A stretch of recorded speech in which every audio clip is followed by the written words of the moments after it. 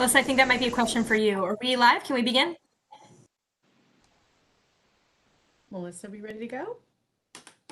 Can you guys hear me now? Yes. Okay, sorry about that. Yes, you are good to go. Great, fabulous. Thank you so much. Okay, well, everyone, welcome to the September 3rd meeting of the Northern Virginia Transportation Commission. I'm Katie Crystal, chair of NVTC, and we are beginning this meeting at 7:01 p.m.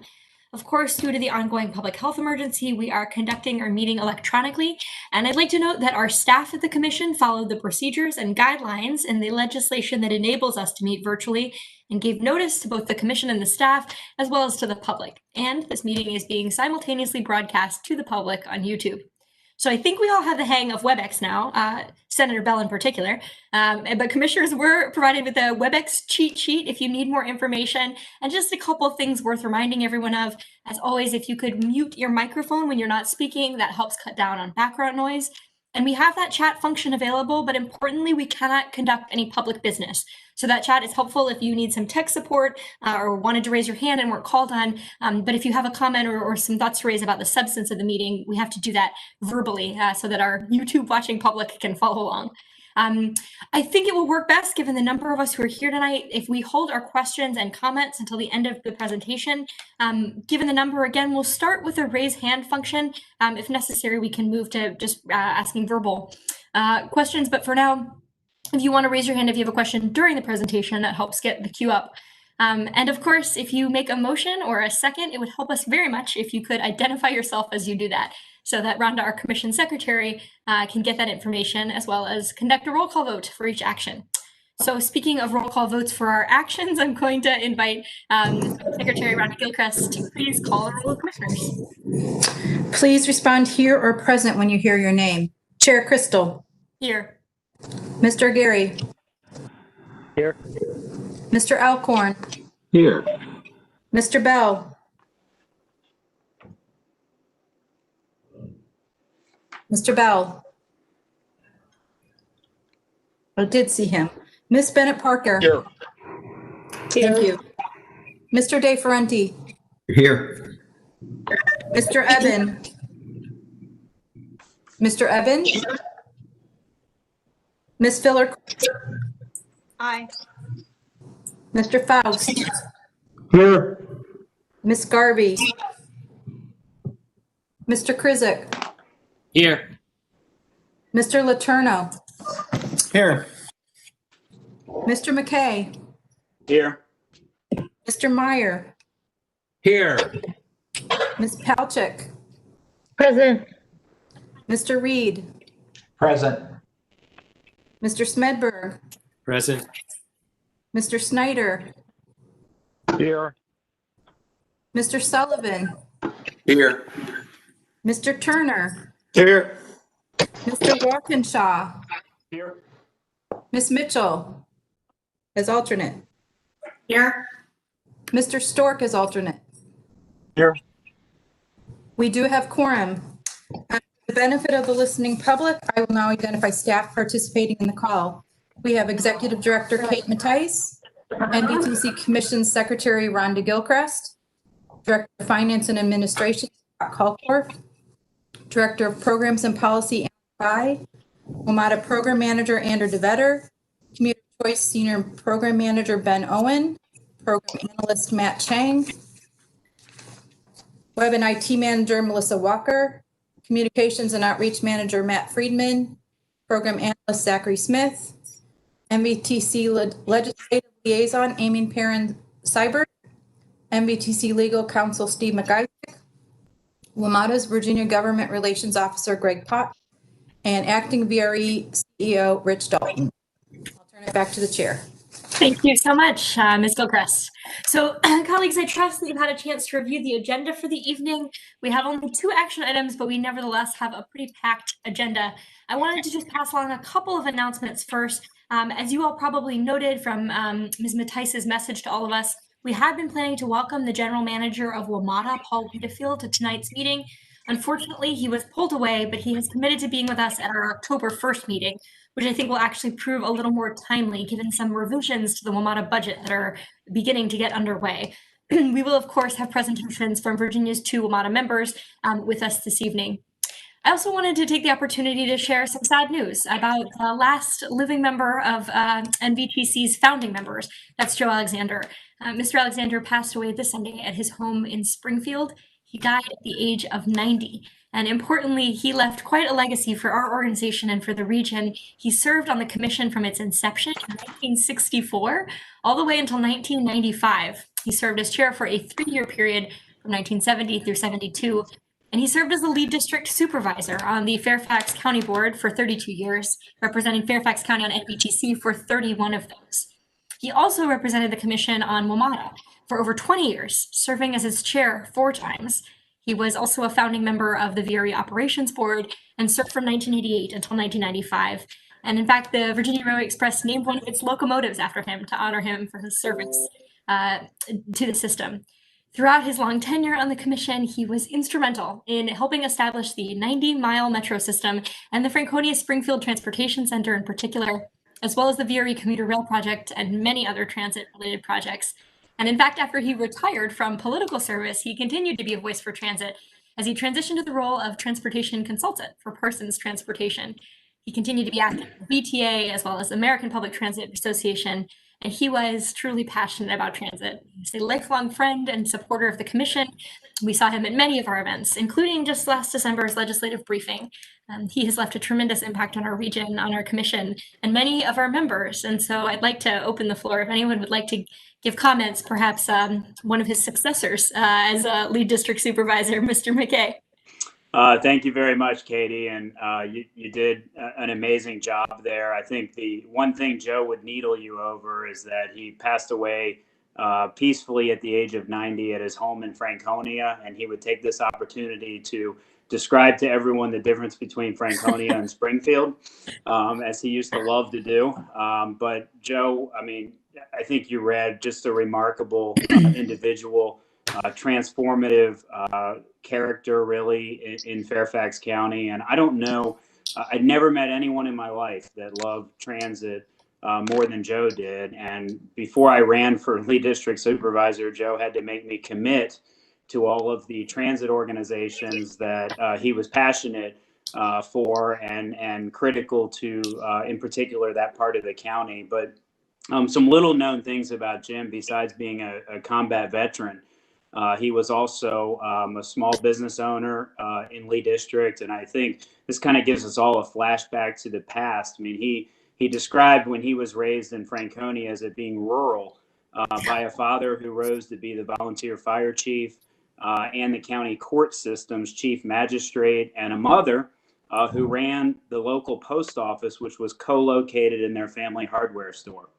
And so, boy, if you could ever think of, you know, someone being born into a civic-minded family dedicated to service, Joe was it. And clearly, naming the Franconia Springfield station the Joe Alexander Transportation Center, and as you acknowledged, naming one of the VRE locomotives, Joe is known, as I learned at an APTA conference, that he was not just known here for transit, but was really known everywhere in the United States for transit, and often traveled to other parts of the country to advocate for transit and how important it is. And equally remarkable, serving on the county board for 8 consecutive terms is almost incomprehensible for most of us to dedicate such a long part of your life to public service. And so I ordered the flags in the county flown at half staff today in Joe's honor. Today was his funeral. I was able to attend that and see a lot of folks who are instrumental in the transit world, but also some old time elected officials in Fairfax County. And I think it was a moving tribute to a guy who did so much, not just for transit, but for our entire region, and somebody I was proud to call a friend, a mentor of a lot of years, and someone who was so proud of Northern Virginia and all that we've been able to do for transit. When I last spoke with him, it was earlier this year, and he used that opportunity to talk about transit, of all things. I mean, here's a guy 25 years removed from public office, still talking about strategies to support transit in our region. And so, as I said earlier, I don't know anyone more passionate about transit than Joe Alexander was, and it really was an honor to know him to call him a mentor and a friend. And I thank the commission for taking action and recognizing him, sending flowers to the family, and recognizing all the tremendous accomplishments that he has made for our region. So he will definitely be missed. I talked to his wife of 67 years today, who was touched by NVTC's compassion and outreach as well. So I thank everybody for that. Thank you so much, Chairman McKay. And I want to provide if there was an opportunity for anybody else to give comments.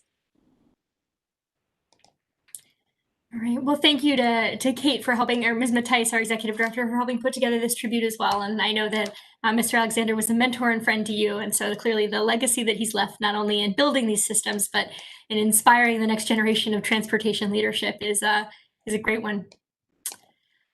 Okay, so a slightly more pedestrian comment, which is to just note that we have a change in our agenda.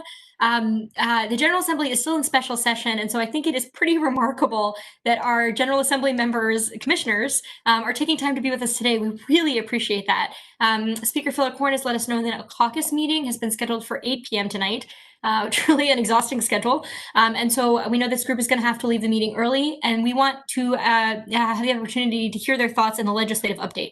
So unless there are objections, we're going to move agenda item number 6 up to following agenda item number 2 regarding electronic meeting. Are there objections? Pause for a moment.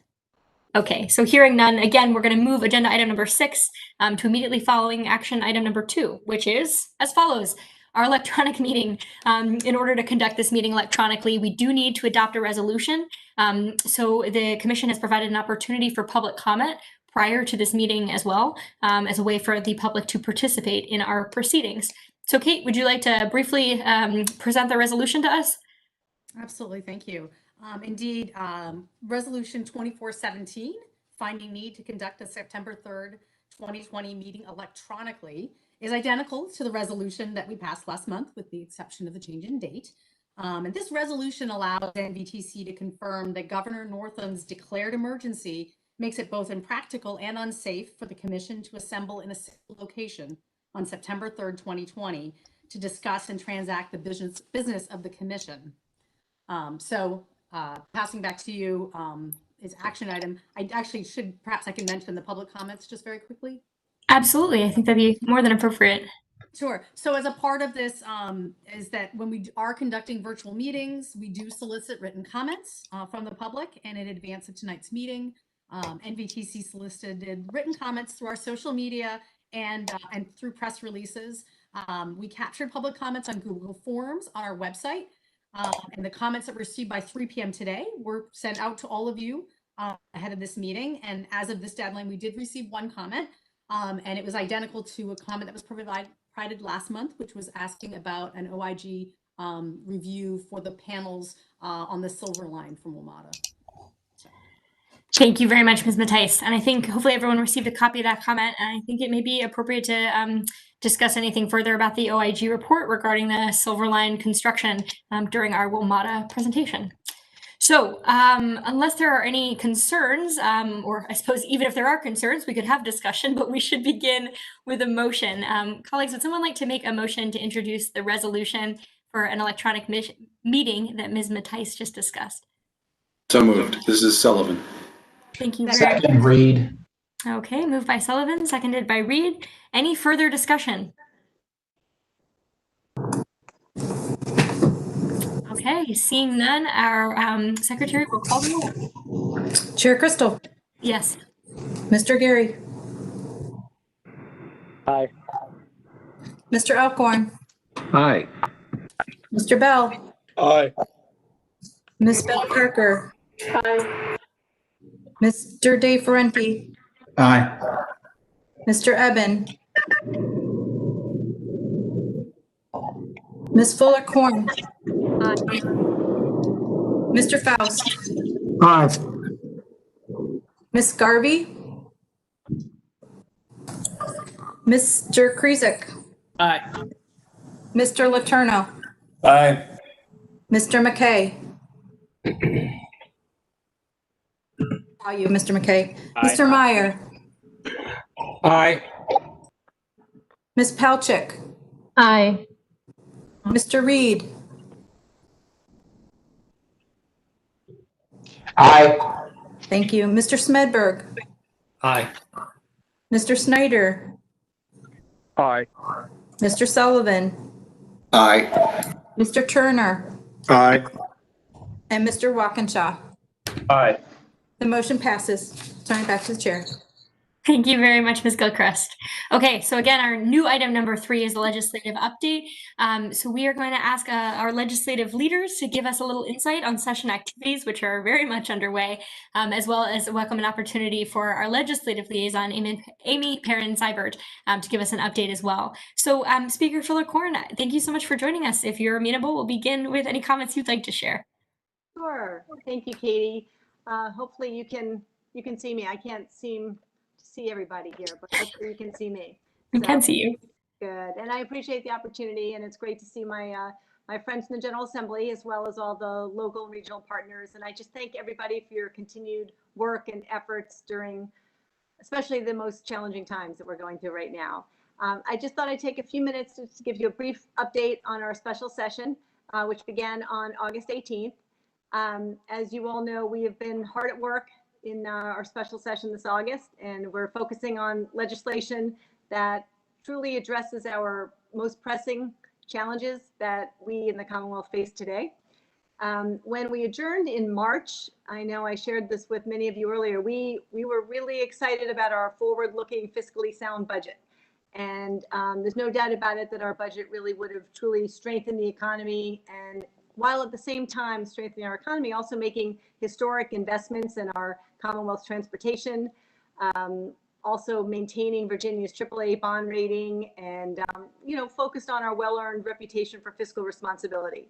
And it's also probably appropriate to mention I was very proud to carry Governor Northam's Omnibus Transportation Modernization Bill, which we spent a lot of time talking about. And again, made historic investments in our Commonwealth's transportation system. And it was a really big haul. It was, you all were tremendous partners in getting this legislation passed, as well as my colleagues on, on this, on NVTC as well. And, I promise you that once Virginians are back in their cars, you will see the fruits of this, of the tremendous labor on this, on the improvements that this bill provides. So it's just a matter of time. But our new reality, our new fiscal reality now is very different than it was. And no one could have predicted where we would be today, given the current economic crisis as a result of COVID-19. So what we had to do, as our Secretary Lane was very, very often stating, we had to take a temporary budgetary timeout, for lack of a better term. And what we had to do really was pause on new spending in the budget and spend time re-examining how can we best allocate the Commonwealth's resources. And, it's obviously unprecedented time for all of us, and we really need to be very thoughtful and responsible. And the agenda that, that the House Democrats laid out prior to the special session came after months of public hearing, listening to the public, listening to the stakeholders, discussions with community leaders, with many of you all, with economists, with public health experts, while also in close consultation with the administration, Governor Northam and his team. We spent a lot of time talking with Secretary Lane and Secretary Valentine as well. And we're doing everything in our power as the body to quickly aid businesses, quickly aid individuals, quickly aid organizations, all of those most hardest hit by COVID-19 and this pandemic.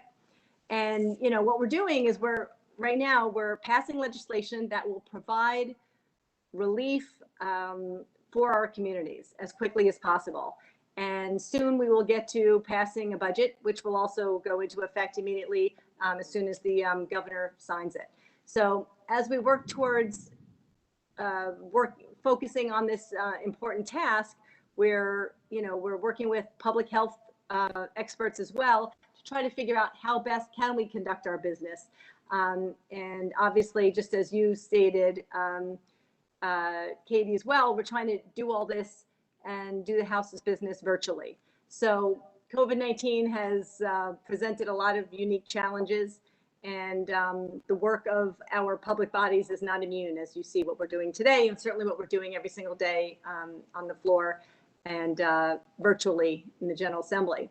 So remote legislative sessions have been really tested nationally. And in more than, I think we're up to over 24 states, legislatures are moving forward with remote voting participation. And so towards that end, I decided that virtual meetings would be the best opportunity for the House to conduct our business, to fulfill our responsibility, but also do so safely. And so towards that end, our House IT folks have been working around the clock to develop technology to enable us to do that and to, ensure that we can complete the people's business remotely. And in the Commonwealth's, really what we're doing right now is the first ever historic virtual session. So the clerk staff has done a great job, and we're holding hearings, and we have more public participation than we actually have ever had in the past. We're conducting floor sessions and hearings, and also enabling for written testimony as well as live virtual testimony. And our committees have been working and operating for quite some time now, several months already. So we're going to continue to work. We're going to complete the work of the special session while keeping all of the delegates, the staff, their families, and all the communities that they're returning home to safe, which is our utmost concern. And I say this all the time. I feel like it's my job to make sure that we can conduct our business, that we're doing so effectively and efficiently, but that we're also doing so safely. And so we're going to continue to take the advice of the public health experts as we complete the people's work and continue our work. So as a result of COVID-19, we also therefore have to focus on our budget, and we need to make changes to our budget that I referenced earlier. So not only to manage the pandemic's fiscal impact to the economy, but also to provide funding in areas that COVID has hit the hardest. And as we continue to work to support students and workers and businesses all across the Commonwealth. So in the budget, we've been prioritizing funding for broadband access to K-12 remote learning for all students, additional investments in higher ed, innovative advancements in telehealth, and we passed some of these bills already, extending housing and healthcare protections for Virginian residents during the pandemic. The updated budget will also have It'll also designate some additional funding for criminal justice reform and police reform measures that will pass during the special session. So this was something that's became very clear to us and as a top priority and something that we're committed to move forward on, and we've been doing exactly that. So Chairman Torian, who is our chair of Appropriations Committee, and the appropriations staff have been working also around the clock to ensure that funding for all of these items, along with all of our original priorities, which, as we said, we were very proud of the budget that we passed during the 2020 session, can all be, combined into this, new budget. So we're also focusing on COVID-19 and the public health emergency that it is, and figuring out what can we do to help and support Virginians during this emergency.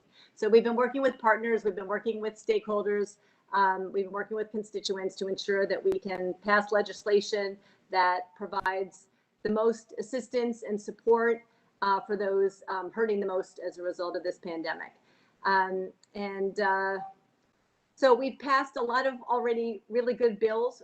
We've established drop boxes, ballot drop boxes supporting prepaid postage for mail-in ballots, for moving the material witness signature requirement. As I mentioned, we passed a bill already focusing on advancing innovations for telehealth, mandating transparency requirements for congregate care facilities during a public health emergency, providing rent repayment plan opportunities for tenants negatively impacted by COVID-19, protecting housing security for individuals as well and families negatively impacted by COVID-19. Passed a bill today combating price gouging for personal protective equipment, granting the governor flexibility in enforcing executive orders through civil penalty, protecting credit of tenants negatively impacted by COVID-19. These bills are going to provide housing security, healthcare assistance, financial relief to Virginians in the Commonwealth as we continue to work through and fight the impacts of this pandemic. You know, obviously there's been a lot of concern over what we saw, the pain and the frustration that we've seen across not just Northern Virginia, but the entire Commonwealth and the entire United States. As we heard the murders, you know, of Breonna Taylor and Ahmaud Arbery and George Floyd and Jacob, like they're tragic, tragic reminders of the truth that in America, African Americans and people of color are not treated the same as people that look like me. And so what we said as a body, you know, our caucus said, you know what, we've done some, we've made some progress as it relates to criminal justice reform and police reform this past session, but not enough. And so we have a commitment that we're going to move forward. There's a lot of work to be done. So it's clear that swift, aggressive change is needed, and we've held hearings listening to stakeholders moving forward, and we just made a commitment to move forward and pass some of these bills that are long overdue as it relates to criminal justice reform and police reform. So we've moved forward, made a lot of progress, passed a number of good bills. We've got more to go. No doubt about it that I think my colleagues will join me in saying that our package is definitely transformative and really focusing on going to the heart of the inequities that have for so long plagued our system here in the Commonwealth. And just to say again that this special session is really just the start. So it's a fight that we all must be in together. I'm really proud of what we've accomplished already, but we've got more to do. And, you know, I just would also like to mention that some of my colleagues that are on this call right now, I know Delegate Krizik, who is obviously a friend and a colleague, is also a member of the Appropriations Committee. And I believe if I can yield to Delegate Krizik, he might have some information that he'd like to share from the perspective of the Appropriations Committee, and also maybe discuss a few of the language-only budget amendments that I know that NVTC in particular is focused on. And thank you all for your partnership. Thank you, Katie, for the opportunity to give an update. And thank you for what you do for Virginia and the Northern Virginia region and everybody on this call. Thank you so much, Speaker Fillercorn. So I think Delegate Krizik, did you want to? Well, specifically, since the speaker has put me on the spot, I can't not respond. But the Appropriations Committee has been working very hard as well. And of course, you know that we had the budget.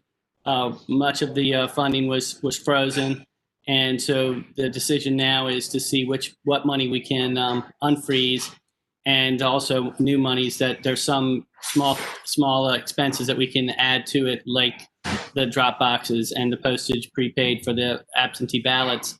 So there's going to be, and for social justice and criminal reform, there's going to be money for that too.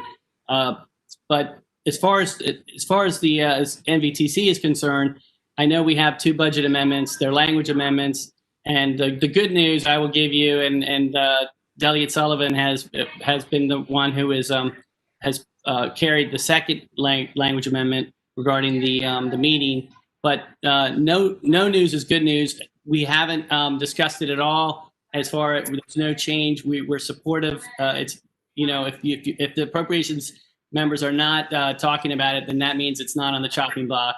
So the good news is I don't see any any reason to be concerned, and that is predicated, Madam Speaker, I'll have to say, on us reaching a budget agreement with the Senate. So I don't know if Senator Evans on. We might want to ask him how that's going. But that's really the only concern. If nothing happens, then we'd have to wait until February, and that would really put a spanner in the works. Well, that is an ideal segue, I think. We were going to ask Senator Eben to speak to give us an update. I'm not sure if he was able to join. So, Senator Eben, were you here? Okay. So I'm assuming there's probably a meeting on the Senate side as well. I know it's been a breakneck schedule. So one of two things, I could put Senator Bell on the spot if there was anything he wanted to share from the Senate side. But of course, we also have Amy Seibert here, who is always our eyes and ears as the commission anyway, in Richmond. So we can ask Amy to help as well. So Senator Bell, at risk of putting you on the spot, if there's anything you'd like to add, we'd welcome the chance to hear it. Sure. I'll just add a couple of things. If there's any hard questions, I think Delegate Krizak said he wants to answer those. But first, I'll say that I think we're making great progress working through the things that we're doing to make sure Virginia is safe and to protect Virginians from COVID and also from frankly racial or social injustice. And we're working very hard on these priorities. The people's will has been clearly made to us, so we're working through these. I think one of the things Speaker Fillercorn mentioned this. There's many things in the budget that was passed that we all feel very passionate about, and we would love to see action taken now. But we're in a position where everyone must sacrifice and give. Many of us had priorities legislative we wanted to move forward with, but we realized the funding is just not there right now to do that. So many things that we want to do, frankly, are going to be delayed. The governor delayed them early in the year, and the General Assembly agreed with that, and we're frankly still in that position. I am confident that the Senate and the House will agree on budgets. It's a process. They always say don't watch the sausage be made, but I think at the end of the day, we will come to agreements. We will have a budget, and legislatively, as we're both passing things, most of the time there's a companion of each bill in each body. There might be some changes. We will probably have to go to conference to work a few out, but I'm confident, again, we'll do that. I think one of the key themes for me in this session, and I think many others, is we try to think of ways to help businesses, help Virginians move forward, is to first do no harm, because we don't want to do things that could cause more hardship and could cause more expense or administrivia on small businesses. So we've tried our best to address that, to carve it out, and make sure that we're aware of the importance of doing that. I am proud of some of the other things we've done, and again, I think both bodies have passed these, and I'm pretty confident we'll have a good agreement when we're at the end of the session with renters, making sure we prevent evictions. And I think the great thing about that is I actually was I carried one of the bills on payment plans for renters, and actually the Landlords Renters Association reached out to me to do that. So it's really proactive with a lot of stakeholders who don't want to see people get evicted, and it is a lose-lose for tenants and landlords. So I think it's been a really good thing how we've had different stakeholders work on these common problems to keep people in their homes. The rest of the session, I will say, we're at a point where we're starting to trade more bills between the bodies and look at those and hear the bills. It's been technology has worked well, but it offered some challenges getting used to working in this different manner. While the Senate is in Richmond, we're still holding virtual meetings. People are testifying with a Zoom type meeting. It's overall worked pretty well. Sometimes it's a little cumbersome, but I do think it's been a good testament, because we've insisted on public comment on everything we've done, not taped or written statements, but actual live statements, which would involve question and answer, and I think dramatically improves the quality of the interaction and the transparency. So having said that, again, I'm confident we'll finish the complete package that both bodies talked about as we went into the session. We still have some work to do, but there's a spirit of cooperation here, and there's definitely a need, because we know how serious the COVID challenge has been. It's unprecedented. We hear that word a lot, but it is. And the main thing we want to do now is protect people as we get through the rest of this, and also put ourselves in a position to come out of it as quickly as we can and to help people going forward. So with that, again, hard questions go to Krizak. I'll take any easy ones. Fantastic. Thank you so much. And we are fortunate as well to have Amy here to help with any hard questions. So before we go to open the floor, was there anything that you wanted to add, particularly in the transportation space? Sure, Madam Chair, members of the committee. I'm happy to talk really briefly about the couple of items that we have alluded to that we are following for NVTC. The first one is the amendment that Delegate Sullivan put in, which we are extremely grateful for, which was a amendment to the electronic public meetings language in the budget to deal with the issue that we have for a joint meeting that we are supposed to have annually. So in the statute, it requires an annual joint meeting of NVTC, NVTA, CTB, and VRE. And that is supposed to have a quorum in person. And so when we changed the budget language, we did not allow for the joint meeting. So Delegate Sullivan kindly put a budget amendment in for us to add the language for any joint meeting of such entities, which are the entities that currently, like us right now, are able to have meetings. So that language will be in there. So we are not in violation of the statute. So that is something we are really appreciative of. The other item that's in there that we're following really closely that has transit specific issues is language that was in the governor's budget that allows DRPT flexibility in their funding. And I know Director Mitchell is on the call. I'm happy to kick it over to her to just give a quick, brief explanation of that since she's the expert on that. Jennifer, if you're able to talk about that, that would be great. Sure. Madam Chair, members of the commission, as Amy mentioned, we have a budget amendment in the governor's budget that would allow DRPT to be able to reallocate funds between our statewide transit capital program and also a new program that was created this year called the Transit Ridership Incentive Program. And then to be able to use those funds to meet our obligations both to NVTC for Wamata and also to our statewide transit operating funds.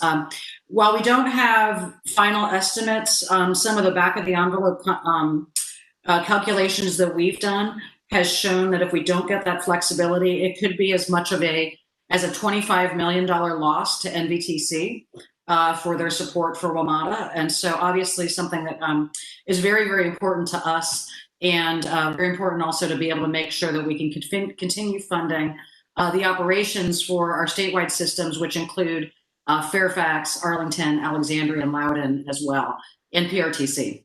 So these are very important to us. We have a couple other budget amendments as well. One that clarifies and gives DRPT the authority to act on behalf of the Virginia Passenger Rail Authority until the authority has been established and is fully mobilized. And then also a amendment that allows us to maintain our operating budget at previous year's levels. And the reason for that is we are one of the only transportation agencies where our budget is set by as a percentage of the transit funds that we allocate. It's 3.5% of those funds that we can use for our operating budget. So any reduction in our transit or transportation trust fund revenues would mean a pretty big and significant impact to our agency's operating budget and really endanger our ability to keep implementing our transit and rail programs. So those are the three budget amendments out there that affect us directly, and happy to kick it back to Amy or take any other questions. Sure, thank you. And then the only other thing, there was one other item that we were covering, Madam Chair, that was an issue dealing with eviction. Senator Locke had a bill that was dealing with changing the rules for the Landlord-Tenant Act for folks who have their primary residence in hotels.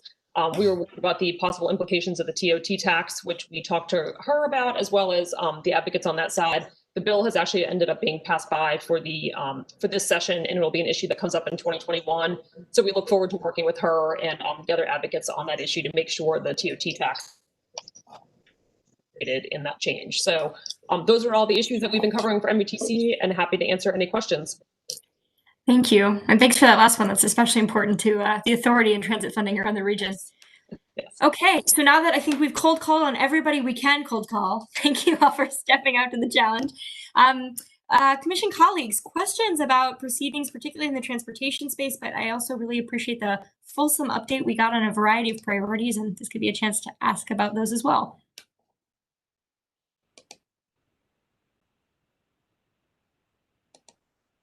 And Madam Chair, I can give a little update on the federal side, but I can wait till questions come through. Okay. Well, I don't think I'm seeing any questions, and I do realize that folks may have been raising their hands, so let me pause, and I think that's Mr. Fye monitoring that. Do we have any hands raised? I know hands are raised, Madam Chair. Okay, thanks so much, Ellen. All right, so I think that just means it's because everybody who gave an update was so extensive and covered every question that possibly could have been on commissioners' minds. So Ms. Mattice, over to the federal space. Although last time we let you do this, you lifted our hopes with the House bill that then unfortunately did not become law. So perhaps I'll make this very quick. Congress is in recess.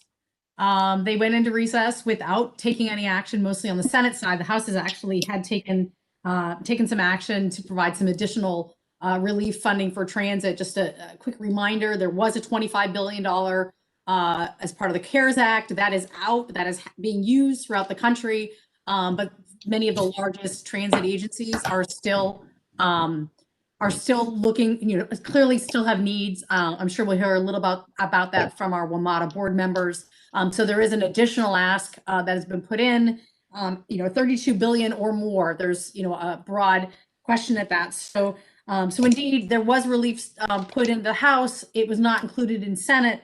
And so really what it is continuing to press on this during this session, which basically anything has to happen pretty much between now and the election, unless they do something during a lame duck. So we obviously join our colleagues at the American Public Transportation Association to continue to press. Obviously, our congressional delegation here in Northern Virginia and throughout the Commonwealth is very supportive of this. It's really getting the rest of the Senate to move on it. The other thing I did want to mention is that a little plug, you'll see, I'll remind you a little bit later, is that we do have our joint legislative briefing that we do with PRTC. This is something that's going to be scheduled for December 7th. It is likely to be a virtual event. For those of you who participated in the past, it is usually a really nice networking opportunity. Unfortunately, the hotel that we've had such great luck, they just do not have the capability to provide us with an in-person and safe forum. So we are going to be pivoting and making it online and try to make it as engaging as we can. So please, you'll see some save the dates coming out via email, but Monday, December 7th, from 8:30 to 11 or so, we've already reached out to the Secretary of Transportation. And we'll be reaching out to others to join in that discussion as well. So that's what I have. Thank you. Thanks so much, Kate. And speaking of unconventional, it'll be our first ever virtual annual joint PRTC NVTC legislative briefing. Perhaps not as seismic as the first ever virtual session of the many centuries old General Assembly, but all right. So our next item is indeed an action item, which is to approve the minutes of our July 3rd meeting. So we should have those before you in your packet. I'd love to entertain a motion to approve the minutes. So moved. Second, this is David Reed. All right. I got Delegate Reed on the second. Could somebody tell me who made the motion? Delegate Krizak, sorry. Oh, thanks so much, Delegate Krizak. Great. Okay. So any further discussion about the minutes from last month, or July rather? Hearing none, I'm going to turn to our secretary to please call the roll. Chair Crystal. Aye. Mr. Gary. Aye. Mr. Alcorn. Aye. Mr. Bell. Aye. Ms. Bennett Parker.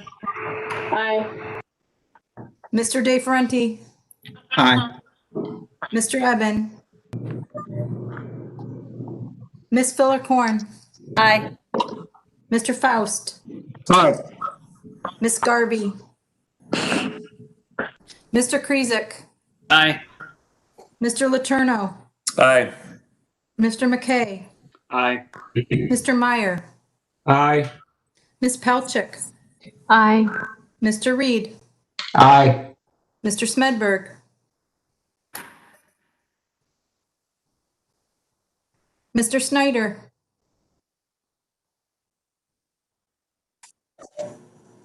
Mr. Sullivan. Aye. Mr. Turner. Aye. Mr. Walkinshaw. Aye. The minutes are approved. Thank you so much, Ms. Gilchrist. Okay, so we will move on then to our Wamata update. Again, the General Manager, Paul Wiedefield, will be joining us in October rather than this evening, but I do know that our two Virginia Wamata board members have quite a bit to update us on. So let me welcome Mr. Smedberg and Mr. Letourneau to give your board member report.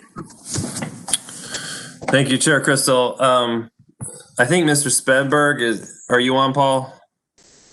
Okay, he's having power issues at his location due to storms that are moving through. So I think he may just be stuck with me for now.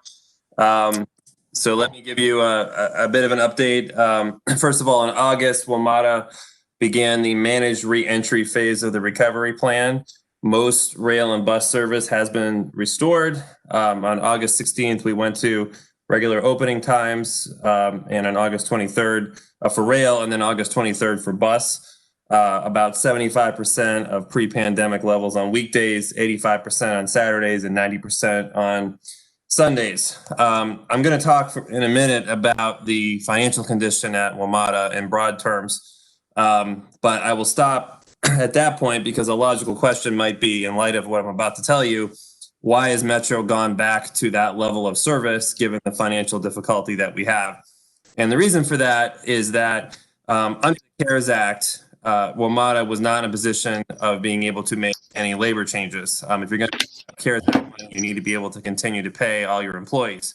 So for a lot of the period of time running the reduced schedule, Wamata was still paying all of its employees, but a lot of them were idle.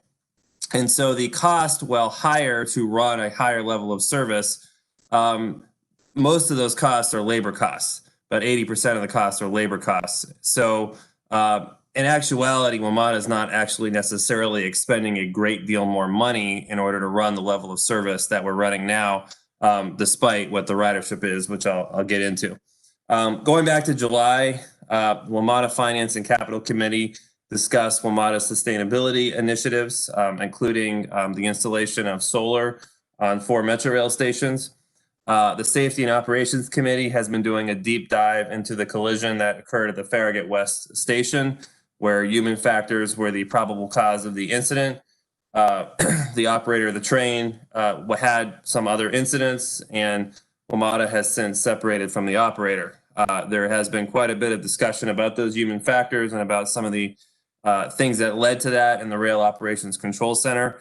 I personally visited the ROC recently. I know Chairman Smedberg has as well.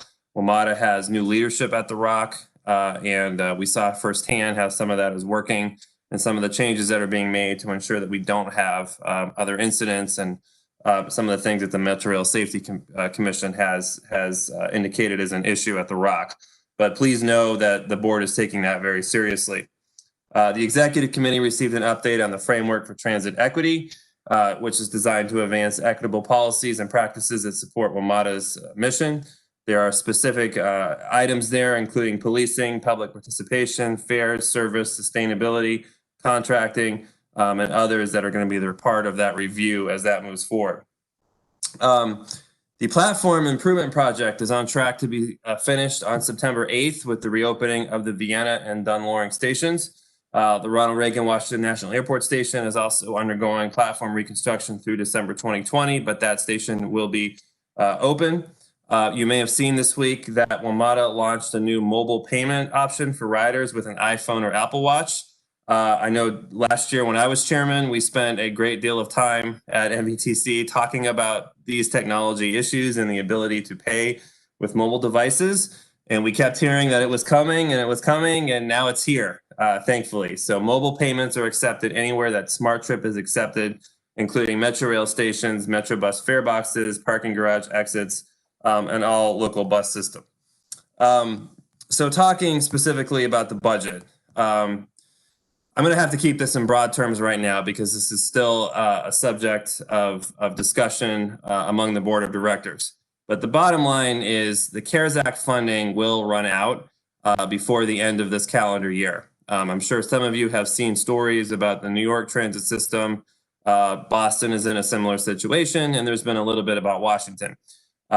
Essentially, without changes or more federal money, Wamata will have difficulty continuing to run the system, make payroll, and do all those sorts of things.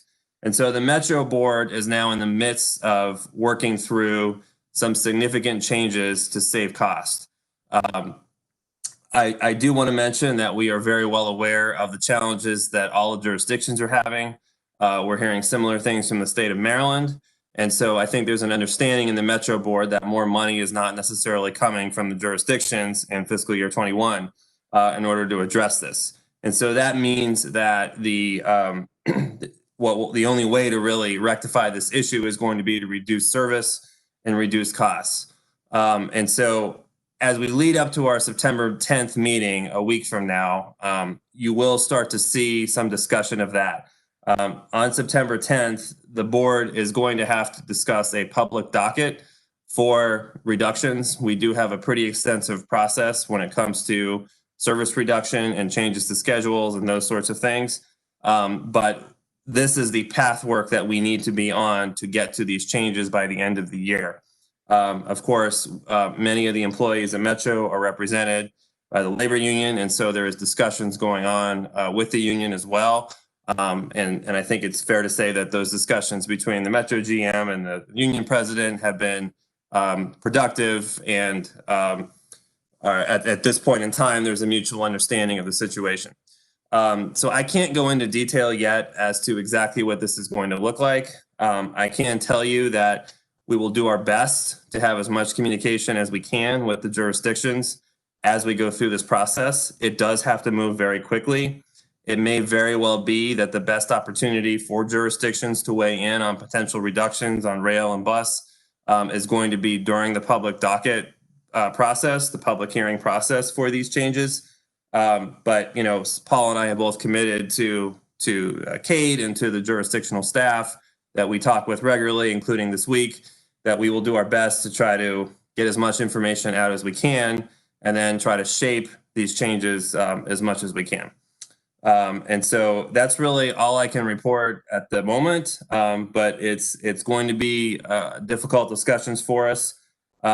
We're at a point where, again, unless new federal money comes to the table, there's no way to avoid significant pain. So I will stop there. With significant pain. What a good place to wrap. Thank you, Mr. Letourneau. And I don't know, do we think Mr. Smedberg is going to be able to join us again, or should we jump in with any questions folks have?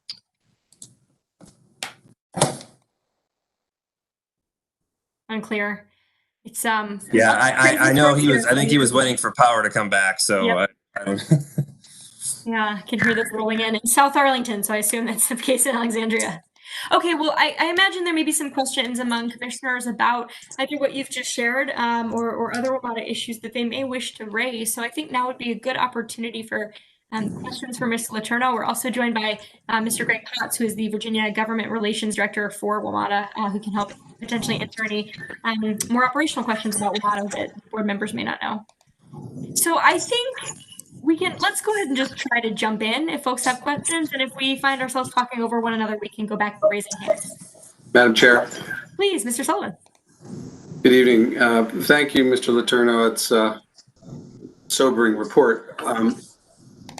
Can you tell me, maybe you did, I missed it, what's ridership doing? Is there any incremental increase or not? No, good question. There has been a very small incremental increase in rail since the time that we went back to close to a normal schedule. It is not much of a recovery, and I did mean to cover this in a little more detail. So bus ridership never really dropped off as much as rail. Bus ridership held steady.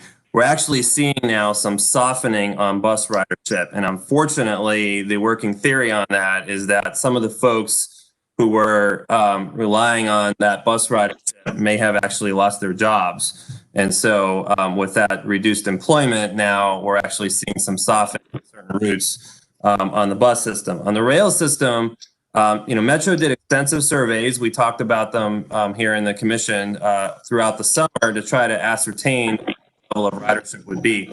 One of the challenges is Metro essentially has to plan 4 to 6 months, 4 to 6 weeks in advance before setting schedules.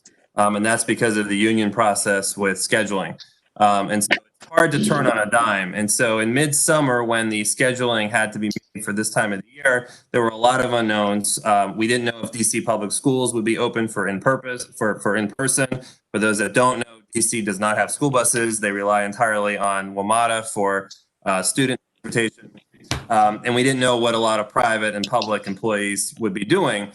There has been a return to work, and particularly in the federal government, agencies like DOD. But what we're seeing is that a much smaller percentage of those employees are using transit than previously or even that were anticipated.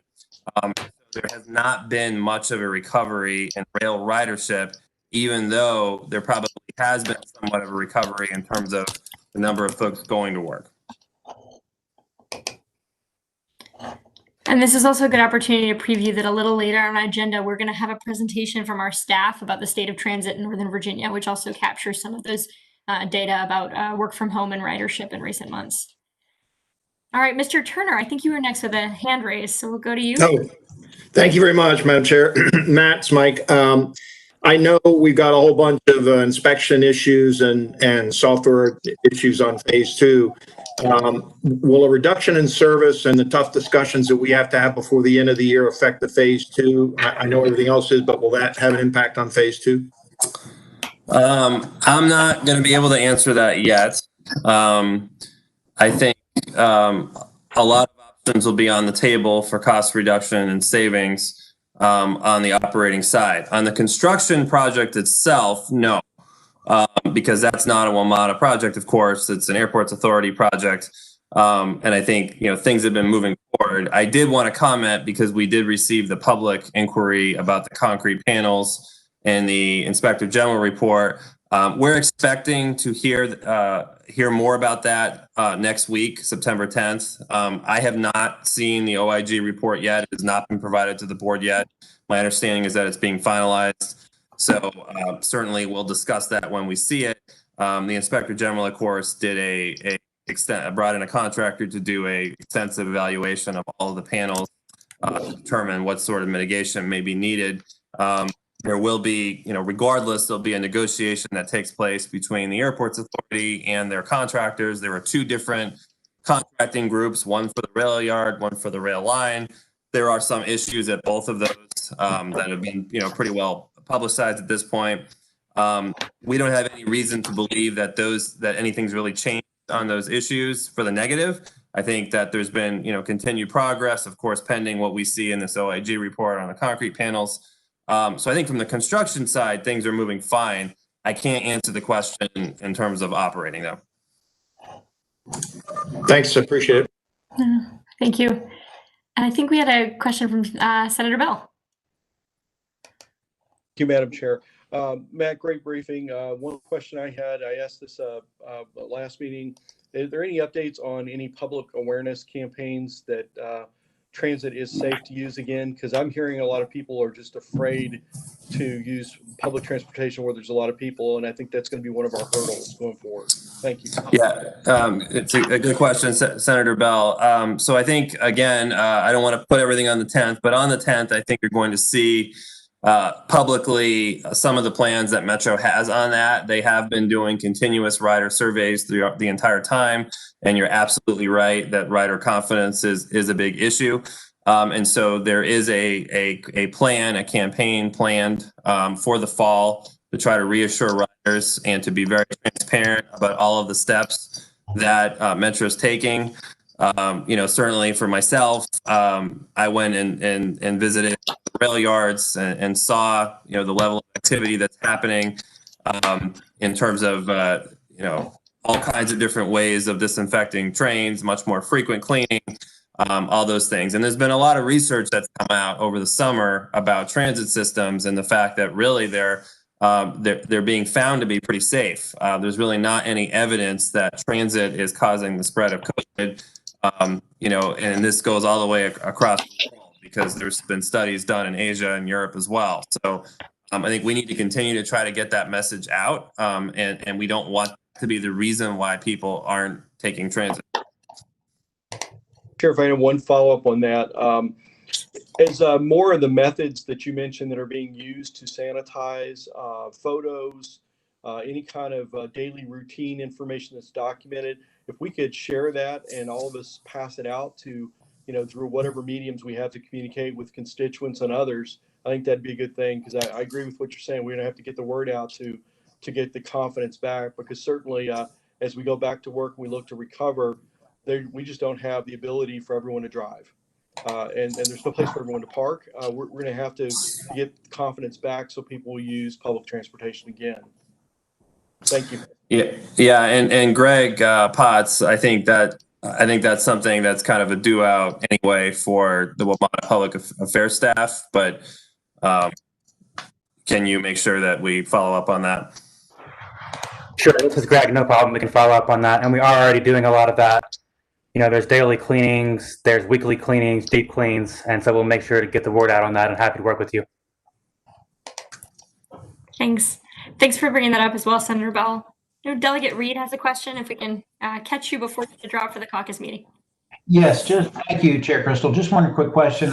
We won't be able to be here for the state of transit briefing. I'm assuming that that will get pushed out later so that we can all look at it and possibly ask questions if we have questions after we've had a chance to review it.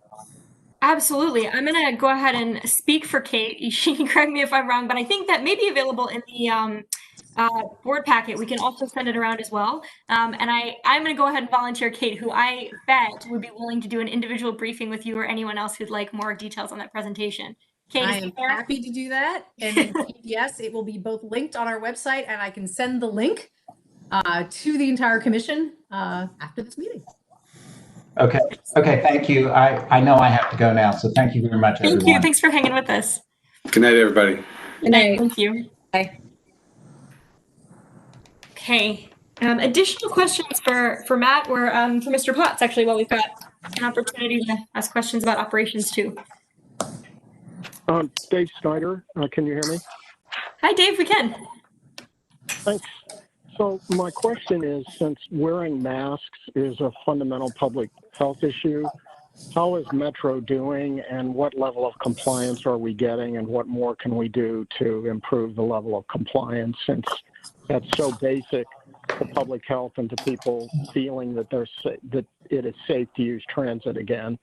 And the second question is, since the bus system seemed to be serving people with less of a drop down, does Metro have the ability to actually increase bus service and rather than necessarily just increasing the rail service? So those are two questions. Thanks. So to the first question, I don't have exact numbers, but the board has been briefed regularly on that issue of compliance with masks, and we've been told that compliance is very, very high. That it is, almost unusual to see individuals without masks in the system. Transit police are sort of doing a soft enforcement in that if they see someone not wearing a mask, they offer them the mask. They remind them of what the law is in several of the Metro jurisdictions. And so, I think we're doing pretty well with that. We haven't really heard or even gotten complaints from riders about that. Typically, there's sort of a peer pressure element to that, where if someone's not wearing a mask, the riders get upset, and they will report it, and they will, interact with Metro. And so I think that's going pretty well. In terms of the other question about adjusting bus versus rail, so when we are restoring bus, although it's true that bus generally had higher ridership than rail, that didn't see as much of a drop off. In the current state, with bus being returned, we probably still have significantly more bus running than we have ridership corresponding. There are some individual issues there with specific routes, and Metro has had the ability and has been adjusting timings on those particular. That is something that we do hear from riders about. If they have to wait an hour for a bus, they're going to complain. So I think they do have the ability. And as the Metro board moving forward deals with these potential service cuts and issues, we will have the ability to kind of tailor that to what the need is. And that's something that the board's been discussing with management right now. Essentially sort of the concept of kind of right sizing for what the demand is. One of the challenges, though, is, the big reason why there's such a financial issue here is most of the revenue comes from rail. And at the moment, we are not even collecting fares on bus, which is a discussion that's also occurring. But, with that ridership being down so much on rail, that is exacerbating the revenue situation even further.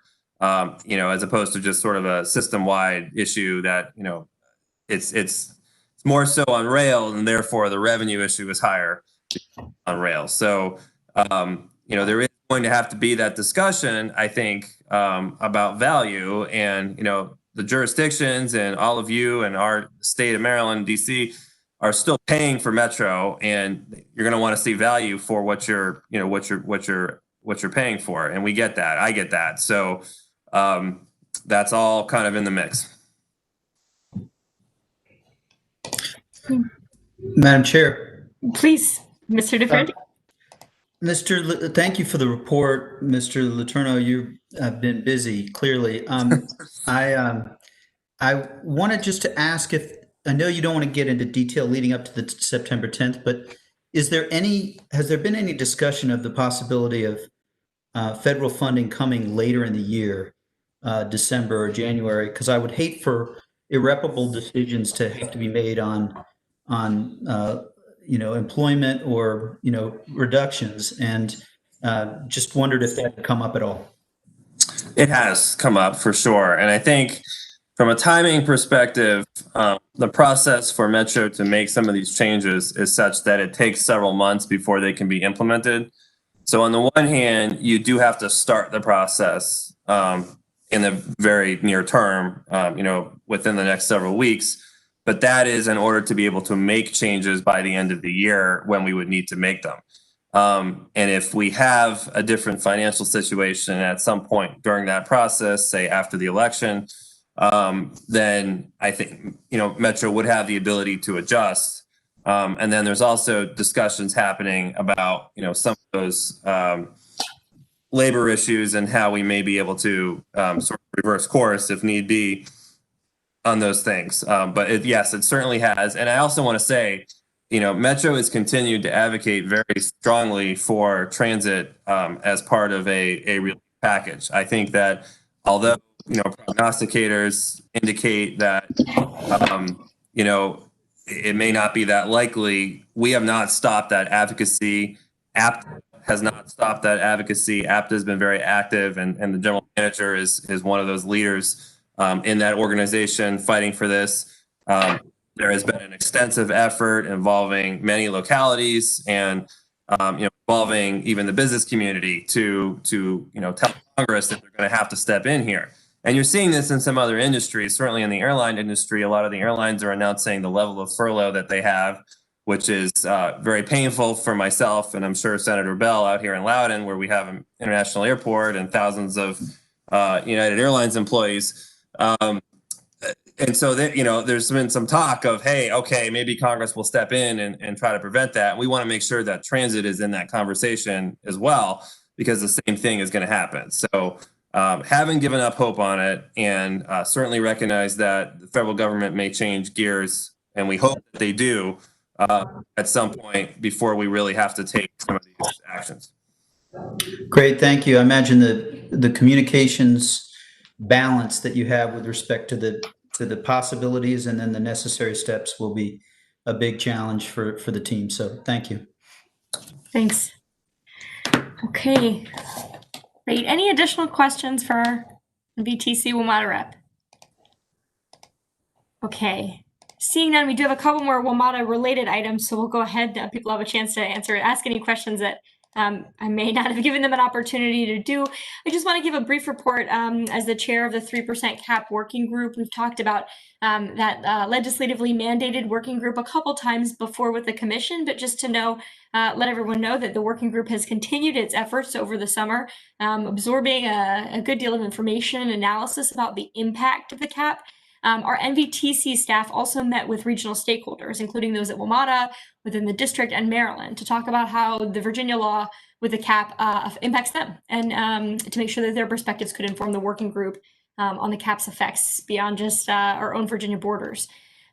So on July 16th, the Wamata committee of the commission, from which we'll hear next, did receive an update on the working group efforts and hopefully provided us with some feedback. So the 3% working group met again on July 30th, largely agreed with the comments that were given to us by the Wamata committee. In short, the working group is finding that the cap is useful in managing the growth of Virginia's subsidy payments to Wamata. And because the cap is so new, generally, we're coalescing around the recommendation that really no changes should be made to the 3% cap legislation at the time, and no additional exclusions should be considered, because we've seen a number of those exclusions kind of eroding the overall impact of the cap on predictability for our subsidies. The working group is also coalescing around the idea, though, however, that the commission, that we should work with the Department of Rail and Public Transportation to clarify the existing guidance in state policy about the legislative exclusions, including a new one this year, as well as the commission should continue to explore potential modifications to the legislation over time, but the scope and timing of a future effort would be determined, again, by us as the commission. So that's generally where we're headed, but that 3% cap working group, we're going to meet again next week to finalize and review that report for the General Assembly. From there, that report will go to the Wamata Committee at its September 17th meeting before coming to this full commission for approval in October. Notably, our report is due to the chairs of House Appropriations and Senate Finance and Appropriations by November 10th. So I just wanted to end that update with a big thank you to the working group members. As you all remember, that includes staff from each of our jurisdictions, as well as representatives from the private sector. So they've been very generous in giving of their time and reflections. And so also a thank you to Zach Smith from NVTC staff, who's really been spearheading this effort and has truly been instrumental. I am going to turn to the chair of the Wamata Committee, Kenneth Aguirre, to see if he has any updates for the commission, and then we can provide an opportunity for questions or comments about both the update on the 3% cap working group and the Wamata Committee. So, Kenneth, over to you.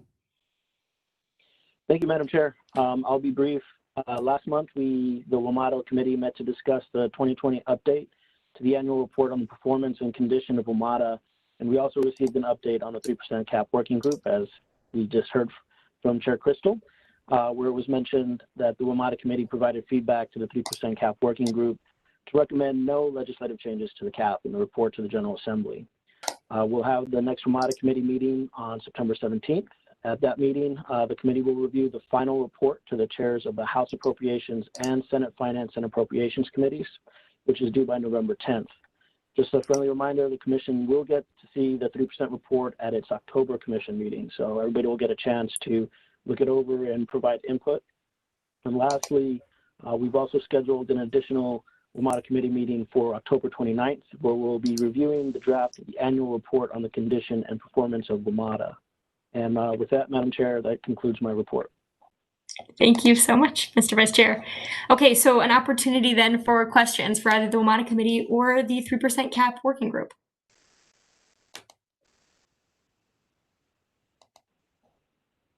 Okay. Seeing none, I'm going to go ahead and turn to Ms. Mattice, actually, to tee up the really interesting and sobering, in fact, report that we were talking about earlier, which is the state of transit in Northern Virginia. So Ms. Mattice and Mr. Kalkwarf are here to give an update about this thoughtful forecast that they've developed for us to try to help us get our heads around the questions that I know are all quite top of mind. So Ms. Mattice, over to you.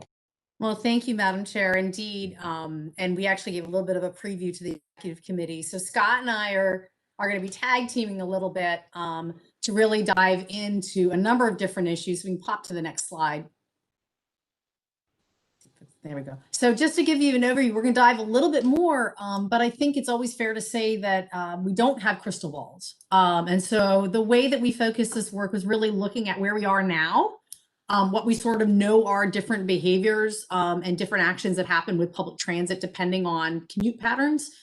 And also, honestly, a lot of the issues and items were brought up when Mr. Letourneau was speaking, because indeed, a lot of the things that Wamata is grappling with, all of our local transit agencies are grappling with. So talking about rider perception and challenge, we're just going to talk a tiny little bit about that. And then Scott's going to dive into our transit revenue outlook. Just as a reminder, NVTC and our localities really put a whole number of different funding sources together to be able to pay both the Wamata bill, but also, VRE and their local systems. So Scott's going to give an overview of where a number of those revenue streams are looking right now, knowing, again, we don't have a crystal ball, but to give you a sense of where things are. So if you want to pop to the next slide.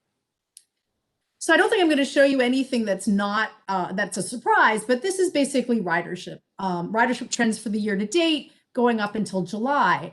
And the thing is, it's really, and I'm going to show this in a couple different ways, but transit ridership was actually looking up. And actually, if you look at last year, as it goes through the year, things were looking pretty good.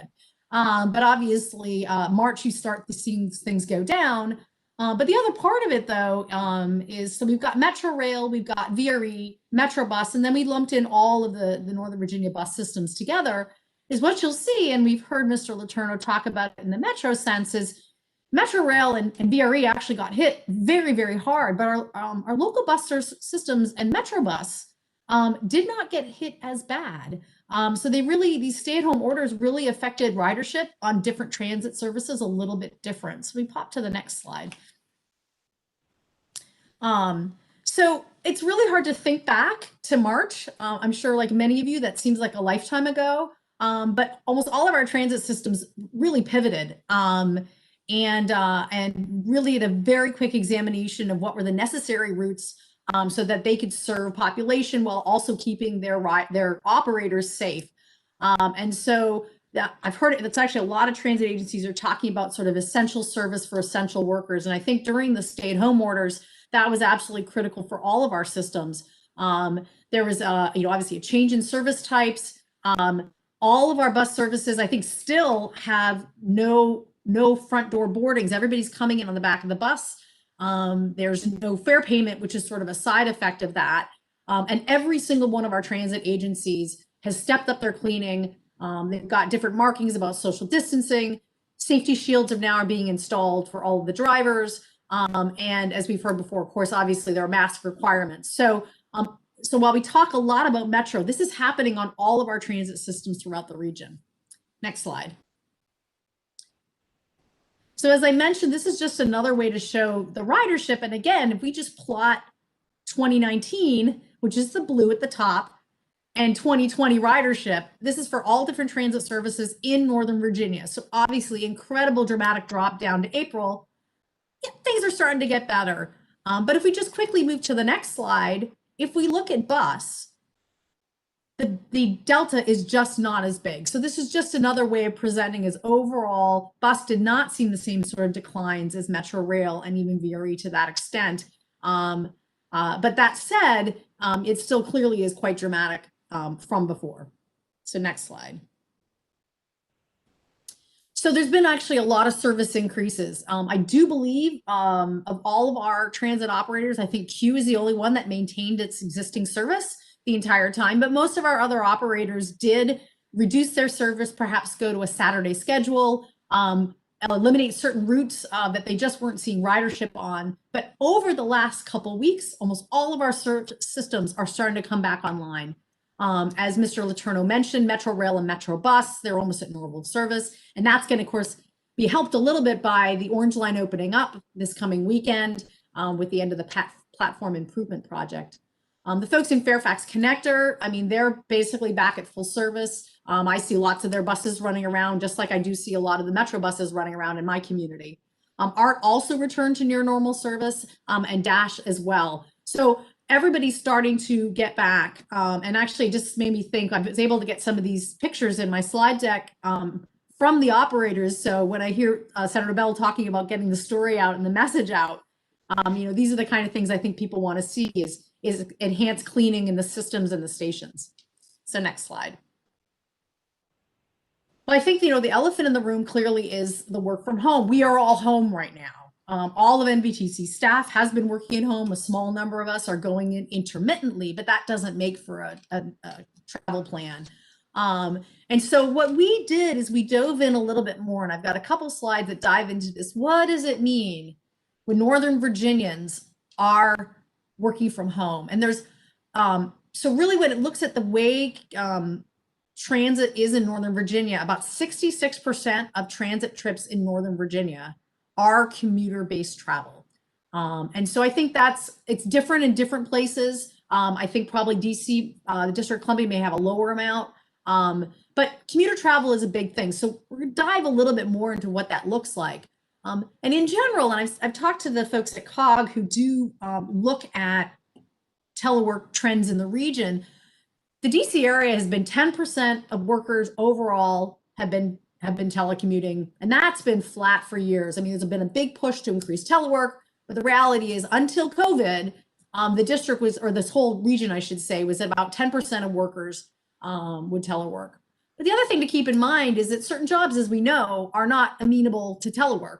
And so there is also a dynamic how that plays with transit. There's certain transit characteristics, commuter buses that may run in the morning and pick up in the afternoon. They have a tendency to be attracting jobs that may be in a higher income bracket.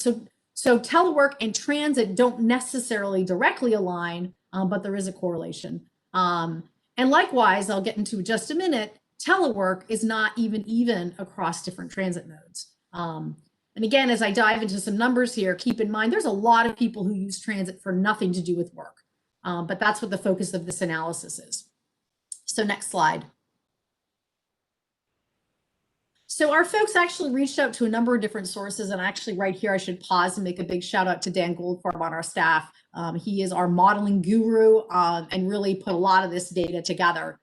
There's not a lot of data because things are moving very quickly. There's a number of surveys that are still out there, but the University of Maryland has a really comprehensive data set for across the nation and a whole bunch of different things. And one of the things that they do have is data on % of workers who are working from home.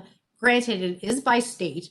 But so what we did is we looked at the District of Columbia, Commonwealth of Virginia, and the state of Maryland, and got a sense over one sort of the middle week of each week from March until August to get a sense. And really what you can see is in general, we're somewhere, sort of between maybe 35 to 50% likely of folks who are teleworking. And that trend is, had gone up a little bit in August, but to be fair, I think a lot of us are looking to what's happening now. I know personally a lot of people, including family members, who are now heading back physically into work. So I think we expect there's going to be a better story as we get into September and October to get a sense of it.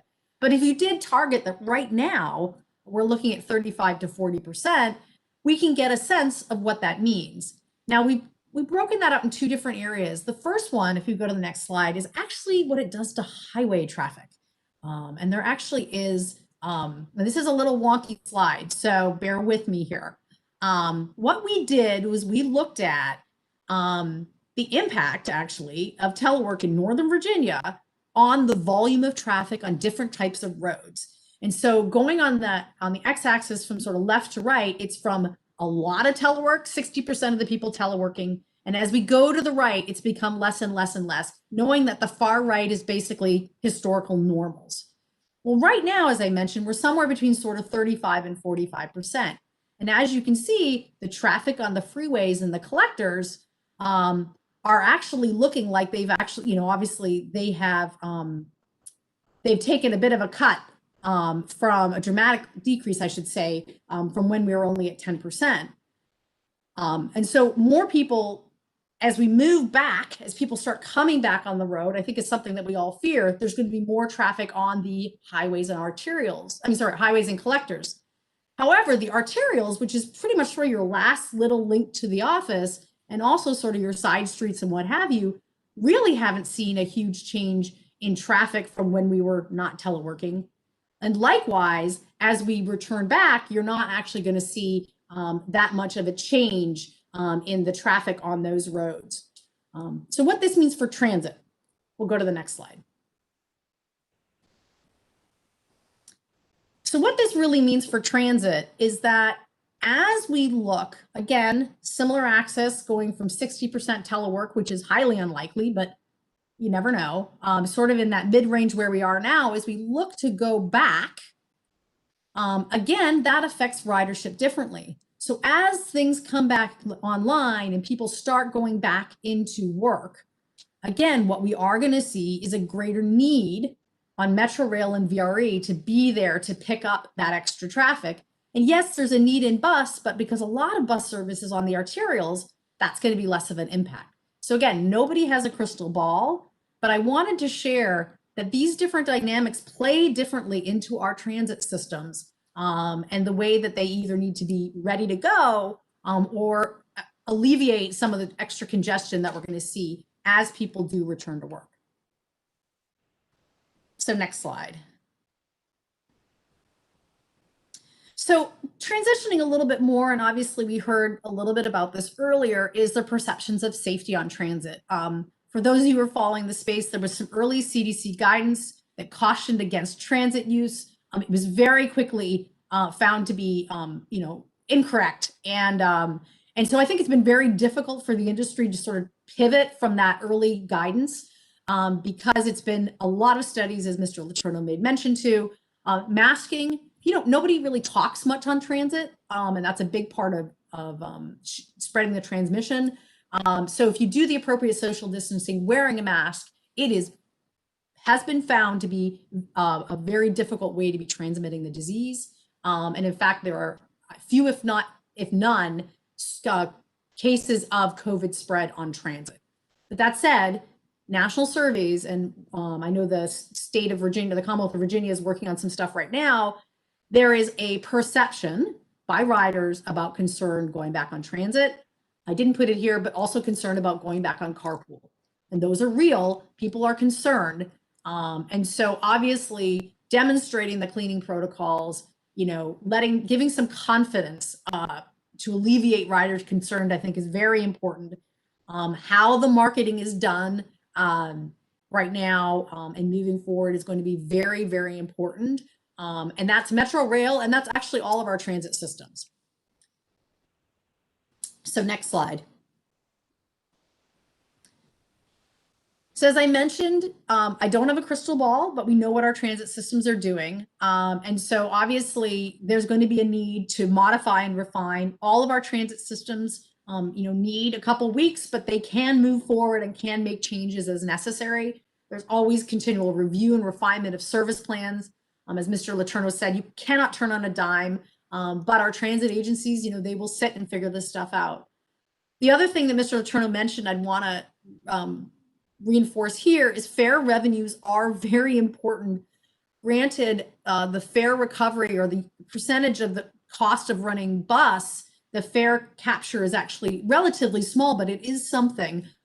Fare recovery on rail is much higher, but it's a very important revenue stream. So as we move forward and look at declining revenues from other places, getting folks back on transit is a big part of a fiscal health issue as well, which again links to the restoring confidence and aligning with the safety needs of the riders and of course the safety needs of the operators as well.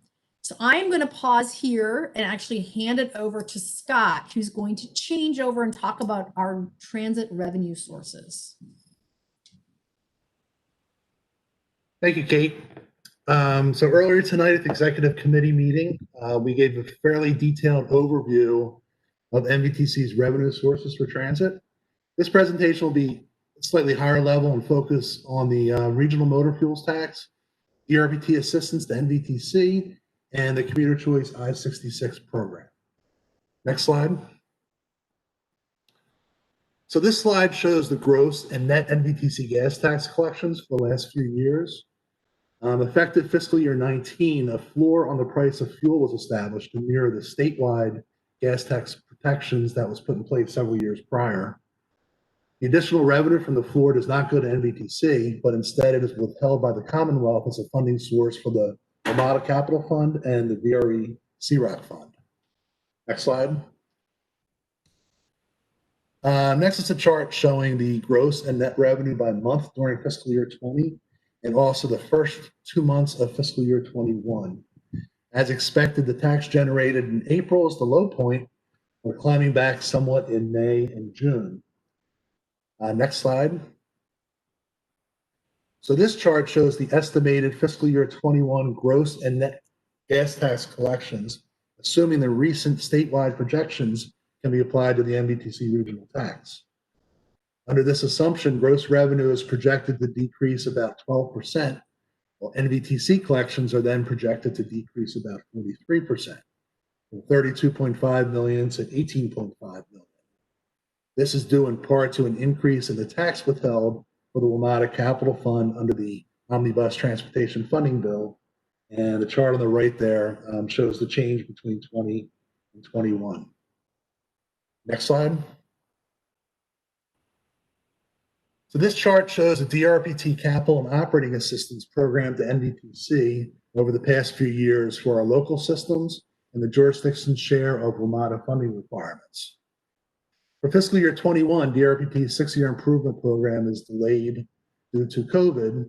However, the fiscal year 20 SIP has been extended to provide local operating and Wamata assistance for the first quarter based on the fiscal year 2020 funding levels. We understand DRPT plans to provide similar assistance for the second quarter, subject to the CTB approval.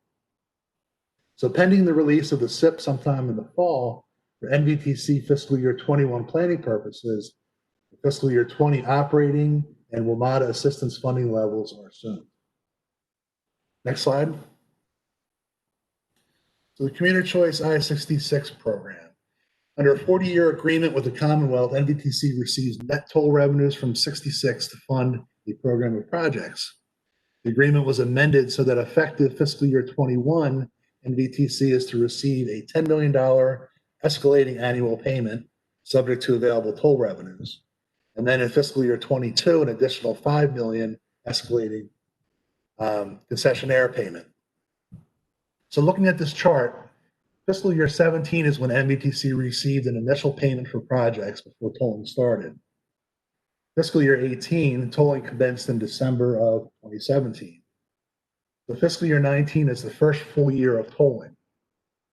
In fiscal year 20, VDOT's budget had net toll revenues to NVTC at $17.6 million, but only $10.6 million was actually received due to the drop in toll revenues during the third and fourth quarter. For fiscal year 20, the MOA calls for a flat $10 million payment to NVTC. However, VDOT now projects only $3.6 million in toll revenues will be available to make that payment. And in fiscal year 21, the MOA calls for a $15 million payment. And at this point, we don't have projections of what this might actually be. Next slide.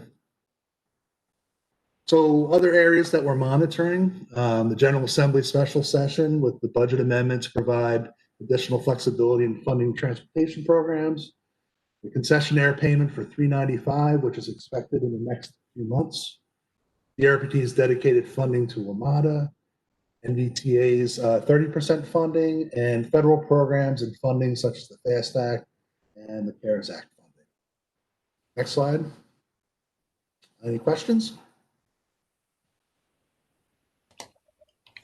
Okay, thank you so much, Kate and Scott. That was a pretty fulsome presentation. So I imagine folks may have developed some questions along the way. Let me start by seeing if anybody has raised their hand during the presentations. I'm going to turn to you, Mr. Fye. Do we have any hands raised waiting? Not yet, Madam Chair. Okay, great, thanks. In that case, I'd invite others to jump in. Certainly a well-analyzed picture, if not a heartening one, at least not yet. So if others have thoughts or reactions or questions.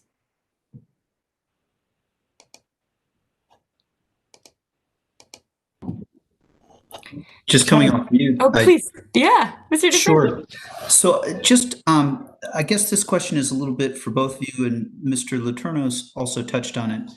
The majority of costs are, of course, labor costs, but there is that, 10 or 15%, and it feels as though some systems I've seen don't have a lot of ridership.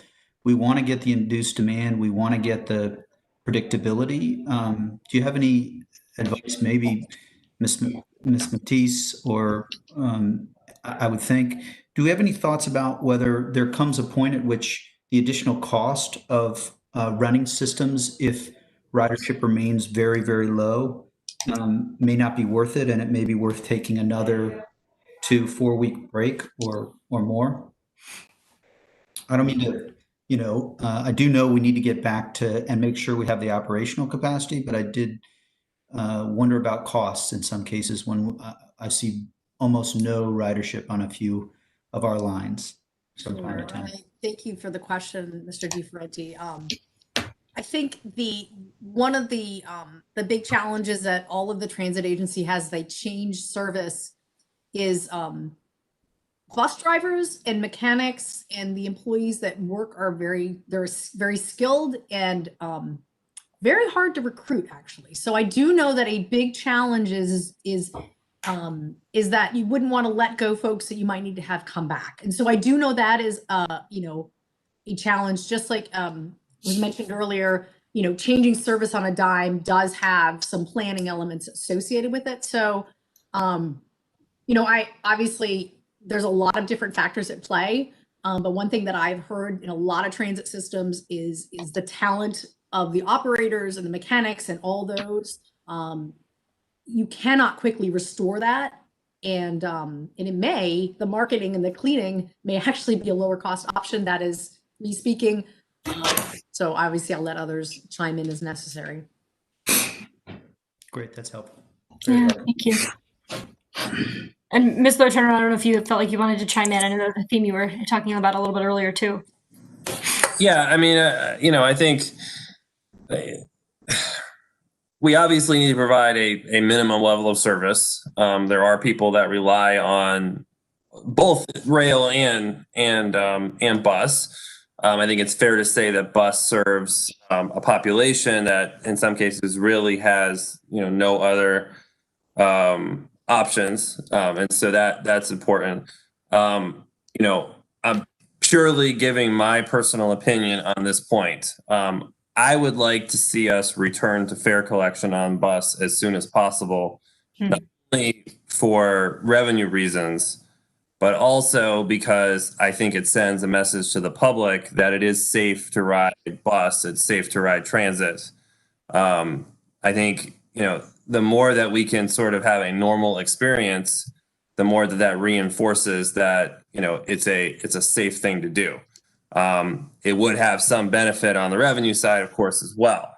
But I'll just kind of state that as my personal position, as these talks kind of develop. Thanks to you both. I now have the right talking points and thoughts. I have the ammunition. Thank you. Great. That's what we aim for. Right. Any other questions? Yeah, if I may, Stalia here. Thank you. No, kind of following up, especially I think what Mr. Letourneau just said. I guess hearing the first part of the presentation from Kate, maybe it's because this past month has been, August. I was not aware that we.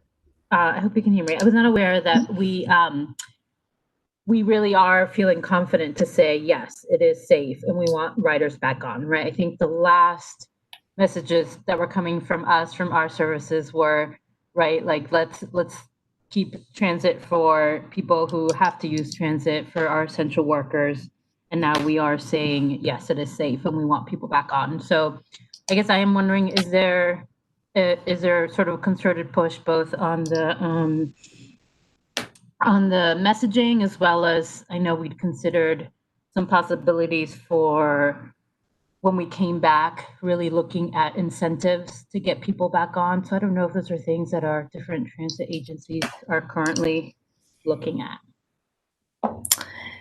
That's a great question, Ms. Palchik. And I know we were talking earlier about some materials that Wamata may be working on, and Mr. Potts committed to following up with us, which we appreciate. But I don't know if we're talking across systems at all. And I wonder if I could invite Kate to say a word or two about that.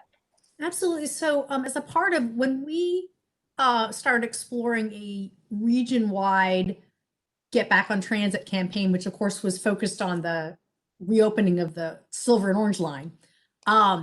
So we do have a group of the public information officers across the region get together.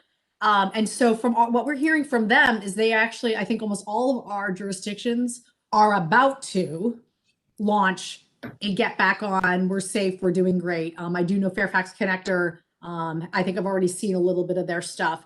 A part of it was geared towards the post-Labor Day, right? So I think we're going to start seeing some stuff next week. And that is why when we talked about doing a regional campaign, what we were hearing from the local transit providers is they're going to focus on their fall and a clean, cleanliness message, so that so we can do the other message sort of springboard after that. So I do think you're going to see some more marketing. VRE's actually already been doing a lot of it. But I did hear from the other jurisdictions that they're going to be starting things in the coming weeks. helpful. Okay, and Does that answer your question, Ms. Palchik, or did you? Yeah, no, I appreciate it at this point. So it does sound like we're focusing on marketing, and I assume not just cleaning, but also, aerosols, why we wear masks. And then at this point, just so I understand, we're not looking at any other sort of, as far as incentive programs to bring back ridership.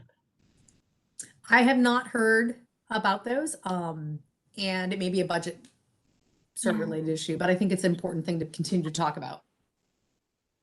No, I appreciate that.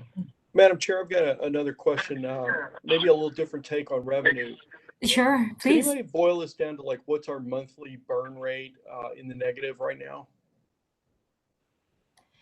Do you mean with regard to Wamata? Yeah, with revenue versus cost. Senator Bell, I think you'll find that. I believe you may find that in the September 10th presentation to the Wamata board.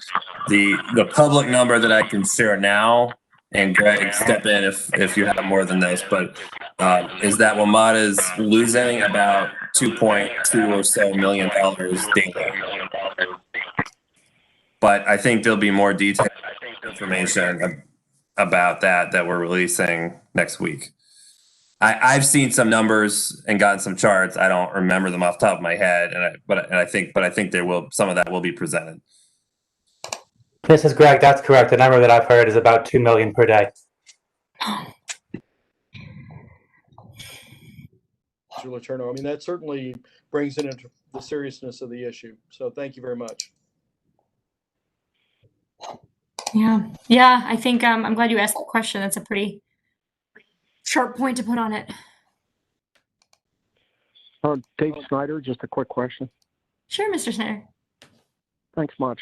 So first of all, Matt, thanks so much for your work, and I agree with you on the bus charging. But it seems to me that in addition to the general public, that we've got to work with building managers and employers, whether in the public or the private sector, to make the case for transit, because I'm still hearing employers and building managers saying, if you ride transit, you're not going to be admitted here. So that's still out there. So I hope that the advertising goes and frankly, truth-telling goes beyond just the general public, and that we really work on the private sector as well. So thanks. That's a really good point. I don't know if Mr. Letourneau or Ms. Mattice wanted to respond to it, but I do wonder if this may be an opportunity for us to try to engage some partners in at the chamber, the Northern Virginia Chamber, as we have in the past on critical metro issues. I think Wamata would welcome, any of that help with organizations that we have reached to. I think they've, as part of that ongoing dialogue, they've had conversations with a lot of these groups. But quite frankly, the big ticket for our metro system is the federal government. And there is a very close line of communication between GSA and different agencies and Wamata. And I think it's fair to say that we were expecting more ridership to return when the government started recalling employees than has been the case. And so I think, Wamata staff has certainly been engaged in dialogue with those agencies about that. And I think it's kind of boiling down to sort of a number of things, the individual choice of these riders, maybe the perception being about safety, but I also don't want to discount the fact that, as we saw in the last chart, traffic's a lot better. And so for some people, they made their transit decision based on the fact that the roads and the routes that they take were really congested, and now they're not as congested. And so it's faster, sometimes by a significant amount, for them to drive than it is for them to take transit. Now, of course, as more and more people come back and highway congestion increases, that equation may change again for people, and it may force some of those folks back onto transit because that becomes a better option. But I mean, even for somebody like me, I'm not going into DC right now from Loudoun County. But if I was, even during rush hour, I could make that trip much faster in the car than I could, on transit. So I think that's part of the equation right now with the decreased amount of cars on the road. it's a weird kind of situation. And it may sort of take care of itself on that side of it, kind of naturally as congestion worsens.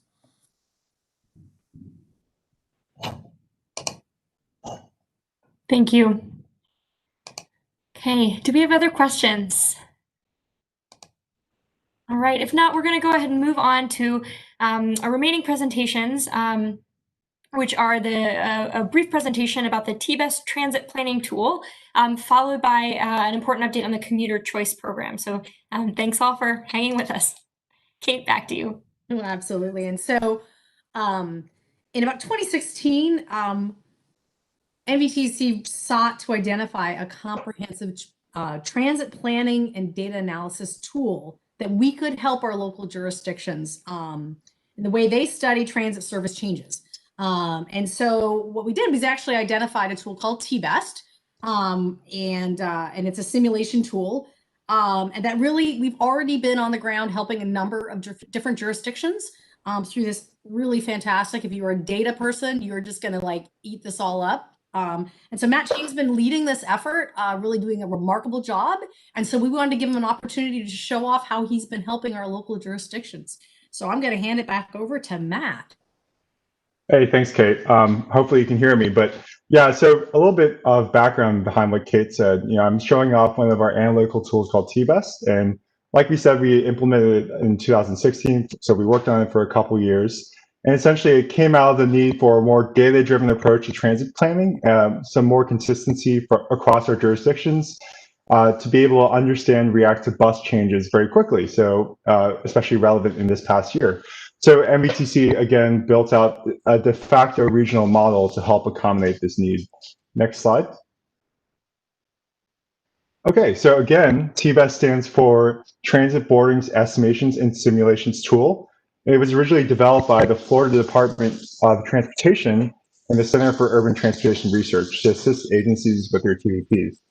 And what it does is it utilizes the underlying socioeconomic and land use data to both analyze existing transit networks and to forecast ridership into the future. So the model simply gives us three kind of pillars of transit performance data. One being the ridership estimation and stop level demand projection. So basically how many people are boarding transit at a given stop or a route. Two is the socioeconomic and land use market analysis. So what areas are the transit routes covering? What are the demographics of riders near the transit stops? And three is the rider travel time or network accessibility. So how much of the population and employment in other areas are accessible from certain origins and destinations using the transit network. So tonight I'll briefly show these three outputs in the presentation, but I kind of want to give you an idea of what these could be used for. So not only have we, like Kate mentioned, we've used this to assist our jurisdictions on transit planning, but we can also use T-Best to conduct equity analysis, Title VI reporting, and other comprehensive and participate in cooperative planning efforts. And like I mentioned, so far we've helped Fairfax Nectar and Alexandria on their vision plan. We provide them some technical assistance. But the strategy moving forward, it could be to provide a more comprehensive, regionally focused data set to decision makers and planners to put forward sustainable planning. Next slide. So the main feature is T-Best can calculate future ridership for every stop, for every route in a system using the land use and demographic data. So say I wanted to project the amount of boardings for stops served by bus routes in Old Town. You can see on the left map, you can see that T-Best is determining how many people are boarding the route for each individual stop, represented by darker and larger dots for heavier ridership. And again, it can do it for every time period, AM, rush hour, even Saturdays and Sundays, and up to 10 years in the future. And T-Best can also create forecasts for more broad service changes on a scenario level. So say I wanted to theorize what increasing dash service frequency by 2 times does to ridership. On the top right chart, you can see that T-Best compares the existing service to what ridership would look like if dash bus service was double across the board. And it gives you, marginal gains in boardings, which is about 8,000 for the entire system. And of course, you can make more specific changes to a proposed scenario. You can reduce service, you can change the route shapes, stop locations, or you can even alter socioeconomic conditions for future years. So perhaps you want to know what the effect of adding a large amount of office workers to a specific area in Northern Virginia is, or you know our population is growing 5% in the coming years. TBES can project how local transit ridership is affected both by the regional demographic change and will give you an idea of how it either increases or decreases demand at the individual stop level. Next slide. Yeah, so the second pillar kind of output is the demographic and employment coverage of each transit route and system. So you want to understand the total population covered by transit in Northern Virginia, or maybe you want to know how many commercial square footage of mixed use space is within 0.25 miles of a bus stop. You can ask TBES to kind of perform these analyses.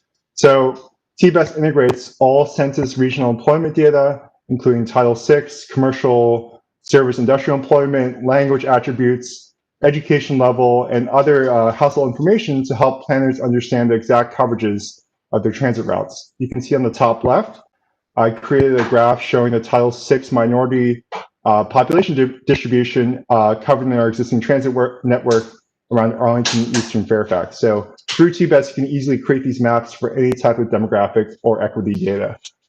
Secondly, part of TBES development was building a database of existing land use parcels for all of Northern Virginia. So it's about 1 million parcels. So we can help identify the transit trip potential on the parcel level. You can see on the map on the below left, a market capture of parcel land use in the Seven Corners area. Within 0.25 miles of a transit stop, you can see that there are different colors and sizes of the parcel dots that help us understand the trip potential. For example, a small yellow single-family residential dot does not have as large a transit propensity as a large blue office dot, at least before COVID.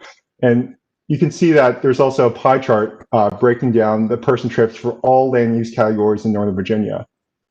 And finally, you can take this data and do something really interesting, complex multimodal analysis. So on the right, on the dark map, I asked TBES to first calculate a bike shed. So how far people can bike within 20 minutes of the Richmond Highway Express bus, the REX bus stops. So then I asked it to show the areas with the highest concentration of zero-car households, meaning that the household does not own any cars shown in the dark blue on the map. And using this type of analysis, you might be able to see areas where building bike infrastructure or increasing access to bus stops might be the most effective or provide the maximum benefit to riders who are really transit dependent. And you can do this similar type of analysis on education level, income and employment types, really to help understand who is riding and who is depending on bus and transit systems in general. Next slide. All right, so the third pillar is the accessibility analysis that TBES builds. And transit accessibility within TBES allows us to understand the universe of available origins and destinations within a certain amount of transit travel time within the network. So say I wanted to know how much of our population is accessible to within 100 minutes of transit travel time to East Falls Church Metro. TBES builds a model visualizing the access to population within 100 minutes. And you can see that symbolized on the heat map on the upper left. You can see on the map that the red represents lower travel times, while the green indicates riders will spend more time getting to those areas via the transit network. You can also see the chart and table produced by this model. It shows the distribution of total population within 100 minutes. Obviously, as you near 100 minutes, more of the population becomes accessible. And it also shows the total population accessible from East Falls Church, which is around 880,000. So not only can you define any origin destination within the region you want to analyze, but you can also filter for additional demographic information. So for example, if I wanted to know how many public administration workers live within 45 minutes of the Pentagon, which is a major employment and transfer hub, I could ask TBES to calculate based off the total travel time, set amount of transfers within the network, how many households with adults identifying as public service workers are within this travel window. And you can filter it for just about any demographic attribute.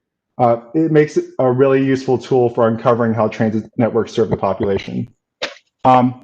Finally, accessibility can be used in compare scenario evaluation or gap analysis. And you can see that on the bottom right. I've set up 2 areas of accessibility, one from Frank Kennedy Springfield in blue, another one from Tyson's in the red. And it helps, you can see that many of the areas overlap in purple, but some areas are not covered, meaning that there's perhaps some further opportunities to connect those areas. And just TBES in general can help, theoretically help identify those gaps in transit service and show where future planned networks overlap with existing service through this method. Next slide. Okay, so what are the next steps for Mbtc and TBES? One is to update the socioeconomic database and maintain the TBES model. So staff at Mbtc need to keep the model and land use fairly up to date in order to capture accurate results. And I guess we're really anticipating some major socioeconomic updates, including the release of the Census 2020 information in the next year, which will help us further analyze the trends and growth of travel in the region. 2 is to continue to assist local, regional, and state partners with the TBES technical assistance. And I know there's been some interest in supporting some of our own transit agencies in their use of TBES. And I know that DRPT has been a major proponent of its implementation statewide. And it can also be a helpful tool in planning transit recovery and moving towards a more data-driven, sustainable approach. And then finally, it's just look to utilize TBES in our own Transit Resource Center studies and research. Since we finally completed implementation of the model, which took about 4 years, we can now look to do some of the regional analysis that I mentioned before, and both and integrate it into our program evaluation and internal research. So that concludes my presentation. I hope it wasn't too long. I'm happy to answer any questions, or if you have some, you can send them to Kate afterwards. Fantastic. Matt, thank you so much for this really innovative work and for the presentation. I think in the interest of time, I may encourage us to keep going unless there are any burning questions. But if not, and certainly folks can feel free to send them to Kate and to Matt for further discussion as well. So I do want to make sure that we have plenty of time to talk about the commuter choice program because this is a fairly major update. So let me turn it back to Kate to introduce Ben Owen on the team who's been working hard on this. Absolutely, I'm happy to do so. And of course, you got a little bit of teaser on the revenue situation. So Ben and his team have really been, diving into different scenarios on this. And of course, we have the 66 program. We also have 395. So I'm absolutely happy to turn it over to Ben, and he's going to go over some really important updates of things that you're going to see coming back for action later this fall. Great. Thank you, Kate. And thank you, Madam Chair. Let me pull up my slides here. So I'm happy to be with you tonight, if virtually. As Kate alluded to, we've had a busy summer on a few fronts, and I'll provide an update this evening in regard to both of our commuter choice corridors. Next slide, please. First, our I-66 corridor, where our Round 4 program development process took a pause this spring because of the COVID-19 public health emergency and the attendant steep drop to which Scott alluded to in VDOT's toll revenue collections along I-66 inside the Beltway. Despite that, we have charted a path for moving ahead with programming that I'll brief you on for tonight. We did review this, I'll mention, with the 7 members of the Program Advisory Committee over the last couple of weeks as well.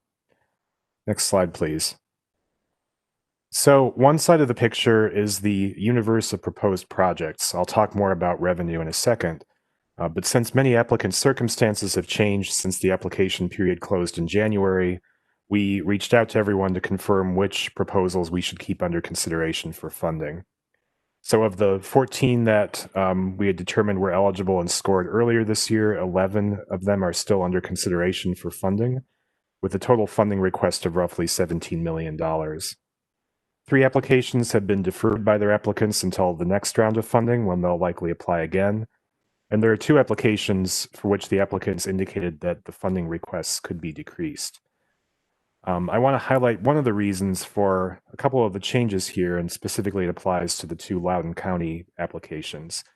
So those are both renewals. The Route 88X Dulles South extension that shows as deferred, as well as the Purcellville Metro connection renewal that shows as a reduced funding request.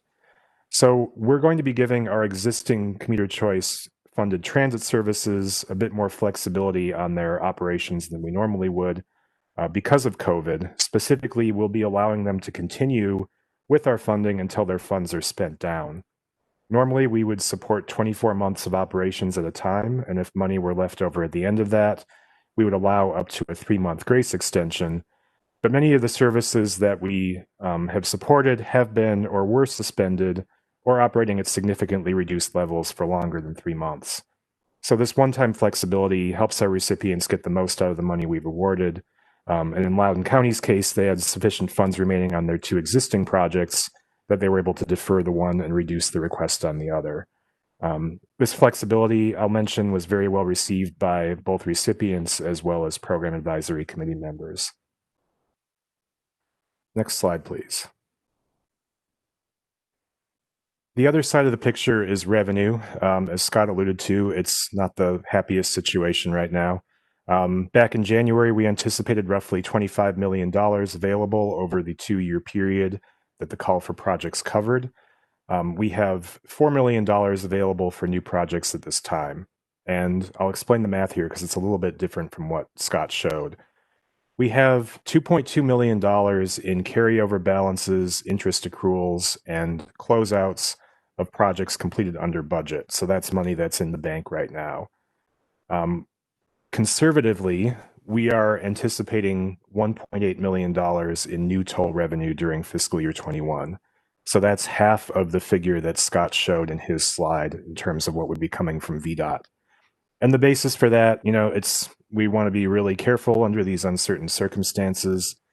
Basically, the $3.6 million payment from VDOT is predicated on them taking in 40% of their budgeted toll revenue, the amount they had budgeted prior to COVID, over the course of fiscal year 21. On a monthly basis, they were down to about 10% of typical revenue this spring, and they're at about 25% now. So, we really want to play this safe. So basically, we're saying, let's assume we get half of what it is that they are anticipating giving us over the course of fiscal year 21. And I'll show you how in just a second, how we'll deal with that with the, strong hopes that we get more than that. And FY22 is just, if any of you have any great ideas as to how much money we might get, I'm very interested to know. Next slide, please. So what we propose to do is basically bifurcate the 2-year program. So split it into 2 separate programming actions, drawing from the same universe of projects. We recommend programming the $4 million that's available now for low-risk activities, namely continuations of existing commuter choice supported services to provide continuity for commuters when they return to their work sites, as well as small capital projects that aren't dependent upon near-term ridership. In a moment, I'll show you what this so-called Round 4A program would look like, but it can be accommodated within the revenue that's available. As the Commission desires and revenue allows, we'd seek to come back to you in the middle of 2021, hopefully around June, to program additional funding for new transit services, new incentives, and larger capital. These would either be difficult to accommodate within the available funding or assume demand that may materialize much slower than expected, just given the current circumstances. June 2021, that timeframe would also dovetail with the standard 6-year improvement program adoption timeframe, and when we intend to bring forth a 395 Round 2 program, which I'll talk about in a few minutes. Just to be clear, we would not be proposing to solicit proposals for additional projects, so we would be drawing from the same universe for both programming actions. Next slide, please. The Round 4A program would include 6 projects, as well as our program administration and oversight for the I-66 corridor over the next 2 years, which we've kept separate from the $4 million available for projects. So within this list are 3 renewals of existing transit services that we're supporting right now. There are 2 OmniRide commuter routes, and also a Loudoun County express route between Purcellville and the Silver Line. And then 3 small capital projects. One is a north entrance at the McLean station on the Silver Line to improve access to and from a large adjacent mixed-use development that's currently under construction.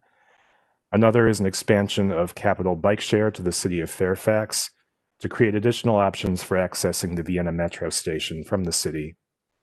And then the third is the designation of a peak period bus and high occupancy vehicle lane on Lee Highway near Roslyn to reduce delays for buses in particular. So we have briefed PAC members on this programming approach over the last couple of weeks, and they were supportive of it. We plan to bring this slate of projects to the PAC on September 17th for their endorsement and referral to the Commission for action at next month's meeting. Next slide, please. This slide shows the projects for which we plan to undertake supplemental programming in mid-2021, or rather the projects that would be under consideration for that, depending on the funding and demand picture at that time. There are two new bus services in here. One shows up as a restoration of a Metro bus route. That's a limited stop service that was previously in place and was discontinued, I think, 2 or 3 years back. So this would reestablish that service running every 20 minutes during peak periods, both directions between Tysons and Alexandria. There's also a new Fairfax County express bus service between Reston South and the Pentagon, Pentagon City, and Crystal City. That one includes the purchase of a handful of buses. Two projects shown as transportation demand management strategies. So these are creating incentives for commuters to use particular modes of transportation. One, a van pool parking benefit for new van pools that would be forming and driving into or through the I-66 corridor to destinations where parking is expensive. The other is a fare buy down, so a fare reduction basically on an existing Fairfax connector bus route between Reston North and Crystal City. And then finally, a new park and ride facility at the Patrick Henry Library in the town of Vienna as part of the redevelopment of that library. Next slide, please. So we reopened public comment on the Round 4A projects on September 1st. That's open until the 21st. We have a virtual town hall meeting scheduled for the lunch hour on Friday the 11th, with rebroadcast happening the following Tuesday evening. At those meetings, members of the public will be able to learn more about the projects under consideration for programming this fall and have their questions answered. And we will share the comments with the commission prior to any action on the Round 4A program. If we do a supplemental Round 4B programming action next year, we would have a separate public comment period prior to that. As I mentioned, the PAC will meet on the 17th to consider the staff recommended Round 4A program and endorse a program for the full commission's consideration in October. The plan would then be for the commission to approve the program in October. We would then brief the Commonwealth Transportation Board later in the month and seek approval at their next action meeting after that, likely in December. So I will stop for questions here on the I-66 portion. Great, thank you. All right, colleagues, opportunities for questions. Madam Chair, Dave Snyder. Please, Mr. Snyder. Thanks much. So as I understand it, one of the projects that scored very well technically has been bumped over from 4A to 4B. And the way I hear 4B defined is very conditional, may happen, may not happen, may be changed, whatever. So I guess I have to express some strong reservations and concerns about the proposal. The way it was explained during the session with me was that that particular proposal, for a variety of reasons, may have to be moved, but would be assured for 4B. And now I'm hearing that, in fact, that's highly conditional. So I think there's more work that needs to be done on this. And I just want to express some strong concerns about some of the elements of this proposal. Thank you. Dave, I really appreciate your flagging that now. And I wonder if the appropriate next step might be to create an opportunity for Kate Norton and the commission staff to sit with you and your transit staff from the city. But I also would be happy to talk with you offline about the best way to kind of get that hashed out and talked about a little further. Yeah, and it's actually a corridor project that would serve a lot of essential workers. That's the other element of it. Okay. It's not just the City of Falls Church. So thanks much. Okay. All right. Well, we'll stay in touch on that one. Thank you. Any other questions about 66? And then if not, we'll move on to the 395-95 program update. Okay. Ben, will you take it away? Okay, just a second here. All right, so on the 395-95 corridor, we are making plans to open our next call for projects this fall. We'll provide a briefing with more information next month, so this will be a very high-level overview of what we'll be asking the Commission to consider. Next slide, please. So there are a few pieces to this. First of all, just what's coming up. As a reminder, for the 395-95 corridor, both NVTC and PRTC take approval actions in tandem, since the corridor stretches all the way down to Spotsylvania County. We're assuming things will be back to a more normal schedule next year for CTB approval of the 6-year improvement program, whereby that would happen in June. Working backward, that means the call for projects would be open from November through January. We're working to understand the revenue situation in this corridor. The revenues come from an annual payment to the Commonwealth from Transurban, the Express Lanes concessionaire. Per the MOA for the corridor, that's about $15 million per year. We should have more information for the next year anyway in November when the next annual payment is due. We will also begin applicant engagement next month with an overview webinar on the program, including eligibility, scoring, and the application process. Then have more in-depth one-on-one sessions in November to review project ideas and go through the application materials. Next slide, please. Second thing is that as part of opening the call for projects, the commissions will need to approve the technical evaluation process that will be used to score projects. We'll be looking to have the process from our last I-66 call adopted here too. When the commission adopted it for I-66 round 4 last fall, we indicated we'd look to use it in both corridors for at least 5 years for the sake of applicant predictability. Overall, the process puts most of the possible points into factors that capture how well each project meets the improvement goals for the corridor in terms of moving more people and fostering attractive and effective multimodal improvements. One of the changes last year was to annualize the cost effectiveness measure to account for the useful life of each project. We also introduced the collaboration criterion. Basically, did you talk with other agencies or jurisdictions that might have reason to care about the project? Next slide, please. And finally, a set of 4 policy changes that we'll be bringing to both commissions for consideration and adoption this fall as part of opening the call for projects.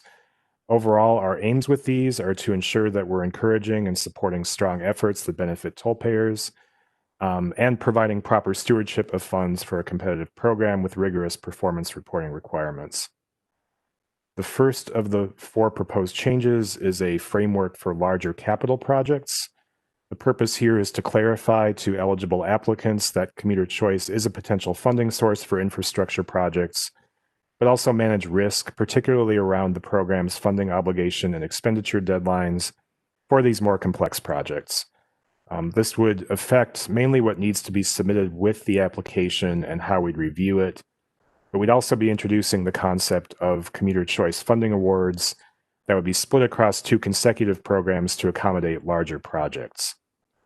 So the 5-year expenditure deadline that applies to any project we fund means that we'd basically be supporting efforts that are more or less off the shelf and ready to go. And we'd only be applying this framework if the funding request for capital activities were sufficiently high, roughly $5 million or more. We'd also be accommodating these projects within the existing memoranda of agreement for the program and the scoring process, so not looking to revise any of that. The second proposed policy change concerns a minimum funding award amount, basically establishing a floor for our funding awards, since recipients do have reporting and other responsibilities associated with receiving our funding. We're working to identify a meaningful low bar that at the same time doesn't preclude worthwhile project proposals, especially from smaller jurisdictions. Third concerns requirements for transportation demand management projects. These are education, outreach, and/or incentive campaigns to encourage commuters to shift from driving alone to other means, particularly for commute trips. there's a bit of a tension to reconcile what are usually longer-term incremental efforts to affect behavior change with the need for short-term measurable outcomes from our funding. So our proposal is basically that standalone TDM projects would need to be strategies that could be targeted to toll payers and where it's possible to measure usage directly. And we'd continue to encourage project-specific marketing, outreach, and incentives as part of proposals for other types of projects, such as new bus services. Finally, we're proposing a requirement for support documentation in cases where a third party would be significantly involved in implementing a project. And this is really to help smooth implementation in these sort of situations where another party would be operating the project, constructing it, and or the project would modify that facilities owned by that third party. So we'd be looking for board, council, or executive level documentation, such as a letter or resolution, as part of the application indicating general support for the project and a willingness to work with the applicant to implement it. We did go over these changes in more detail with eligible applicants earlier in the summer and with PAC and Joint Commission Working Group members for the 395-95 corridor over the last couple of weeks. And overall, the need and rationale for these changes was pretty well understood. So if they're approved by the commissions this fall, we would issue updated guidance materials in November as part of opening our 395 call for projects. And I will stop there for any questions. Okay, great. Thank you. So questions about that updated way forward with the 395-95 program. It's maybe a chance, but I don't want to presuppose that you're wrapping up, but it may be a chance if anybody's had an opportunity to collect thoughts and wanted to ask something about 66 as well. Okay.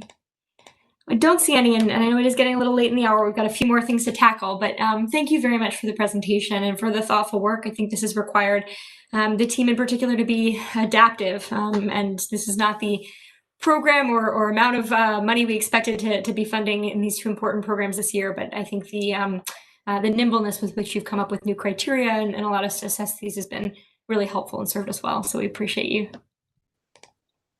Thank you. Okay, great. Thank you. So I think from here we are going to move next into a couple of reports. DRPT followed by the Virginia Railroad Express. We'll have a word from Kate. And then thank you all for hanging with us. We do still have a closed session tonight, which is a pretty important item. So we appreciate everyone drinking the coffee or water, whatever it takes to stick through it, because we have a few more to get through. So Director Mitchell, so glad to have you with us. Appreciated your thoughts earlier in context of the legislative update, and I'll turn it to you for the DRPT monthly report. Sure, thank you. I'll keep this quick. I won't go over the items we've already discussed or that are in my written report. Just a couple announcements. First of all, we had a very big announcement today that the record of decision, which completes the environmental process for the Long Bridge, has been signed. And this is over a 4.5-year process. It represents a very strong collaboration between the Commonwealth, the District Department of Transportation, the Federal Railroad Administration, VRE, Amtrak, and CSX. And it's a huge milestone for the project. So we're very excited about that. And it also gives us the ability to move forward with additional phases on the project, such as preliminary engineering. We're still continuing to move forward with mobilization of the Virginia Passenger Rail Authority. We hope that announcements about board appointments will be made within the next couple of weeks. But we are still moving forward with getting that group mobilized as well. On CTB, I do want to correct something that was in my report last month related to the August CTB meeting. Our report was prepared before the August meeting was actually called, but we did actually have a meeting in August. It only had one agenda item for the Hampton Roads Bridge Tunnel, but wanted to point that out. And the next meeting is on September 16th. We have 2 items that will be coming forward that are of interest to this group. We'll be extending our transit operating assistance by 1 quarter for all of our grantees statewide. As you know, we have not yet done an updated 6-year plan. We're waiting for the General Assembly session to conclude and to see whether the budget amendments do pass. But in the meantime, we're continuing to allocate operating funding to all of our transit systems. We also will be bringing forth recommendations to the CTB regarding certifications for Wamata and whether they've been complying with the requirements in the Wamata dedicated funding bill. And that's all I've got in terms of new business, and I'm happy to take questions. Thank you so much, Director Mitchell. So questions about anything we just heard? This update. It's great to hear that the Passenger Rail Authority appointments will be forthcoming in the next couple of weeks. We look forward to those. Okay, with no questions, I think that we probably have the acting CEO of the Virginia Railway Express, Rich Dalton, here to give us an update on VRE items. Welcome, Rich. Good evening, Madam Chair. Sound check. Can you hear me? Okay. Loud and clear. Great. Awesome. Again, thank you. Good evening, commissioners and others. I will be hopefully informative but concise. VRE continues to operate at a reduced service level. For the month of July and August, ridership increased from approximately 1,000 daily riders at the beginning of July to approximately 1,200 riders at the end of August. On-time performance for the month of July was 94% system-wide. On-time performance for the month of August was 90% system-wide. As far as COVID, for the past several months, we have developed and implemented health and safety measures to welcome the return of our riders to VRE. We continue to enhance those measures and monitor our peers in the region and nationally for best practices and opportunities for improvement. We continue to push daily messaging through social media, direct communications with our riders, and other means to highlight the measures we have taken and provide our riders with information they seek to bring them back to VRE. And as a reminder, passengers are required to wear face coverings while on board VRE trains and at our stations. We are currently seeing nearly 100% daily compliance with the requirements for face coverings. Our train conductors do have face coverings available on board every VRE train in the event one of our riders need one. Just touch a little bit. A couple of weeks ago, or the week of August 10th, I shared with the Operations Board a summarized, unaudited review of the year-end financials for fiscal year 2020. Just to recap, before accounting for any emergency federal or state aid related to the pandemic, VRE's preliminary net operating position for FY 2020 was approximately $900,000, or a small surplus relative to the operating expenses of almost $81 million. VRE was able to achieve this result despite the collapse of ridership and fare revenue that began in March due to a strong starting position in February, reduced expenses as a result of lower service levels, and of course, management directives to defer discretionary activities. VRE staff continues to work remotely. All business functions are fully operational as we continue to maintain a continuity of operations. And then in the coming weeks, leading up to and including the VRE Operations Board meeting, September 18th, I'll report on financial results from July and August as we are now into our fiscal year 2021. We continue to scenario plan for varying levels of ridership revenue for the fiscal year and maintain prudent fiscal management as we work our way through these uncertain times. And then my focus just continues to be the health and safety of our riders, staff, and contracted service providers with an eye on life after COVID.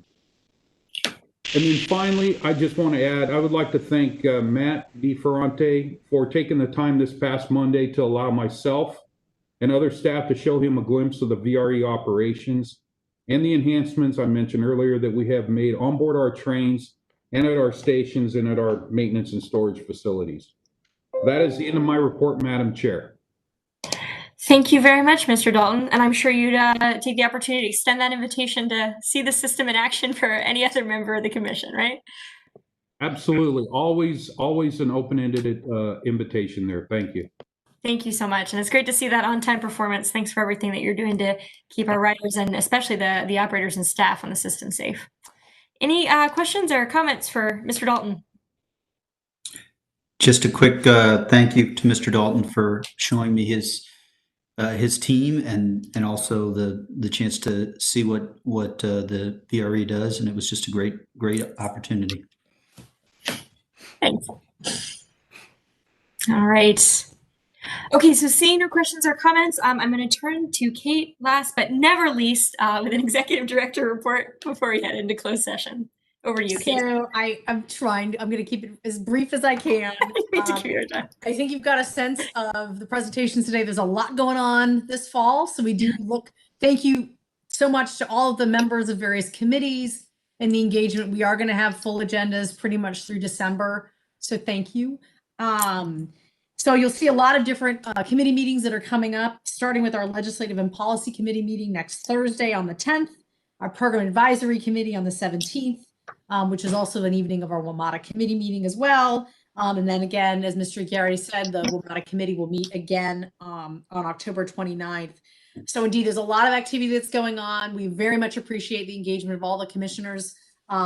There's a lot of stuff written up in my newsletter, especially about specific services returning with COVID.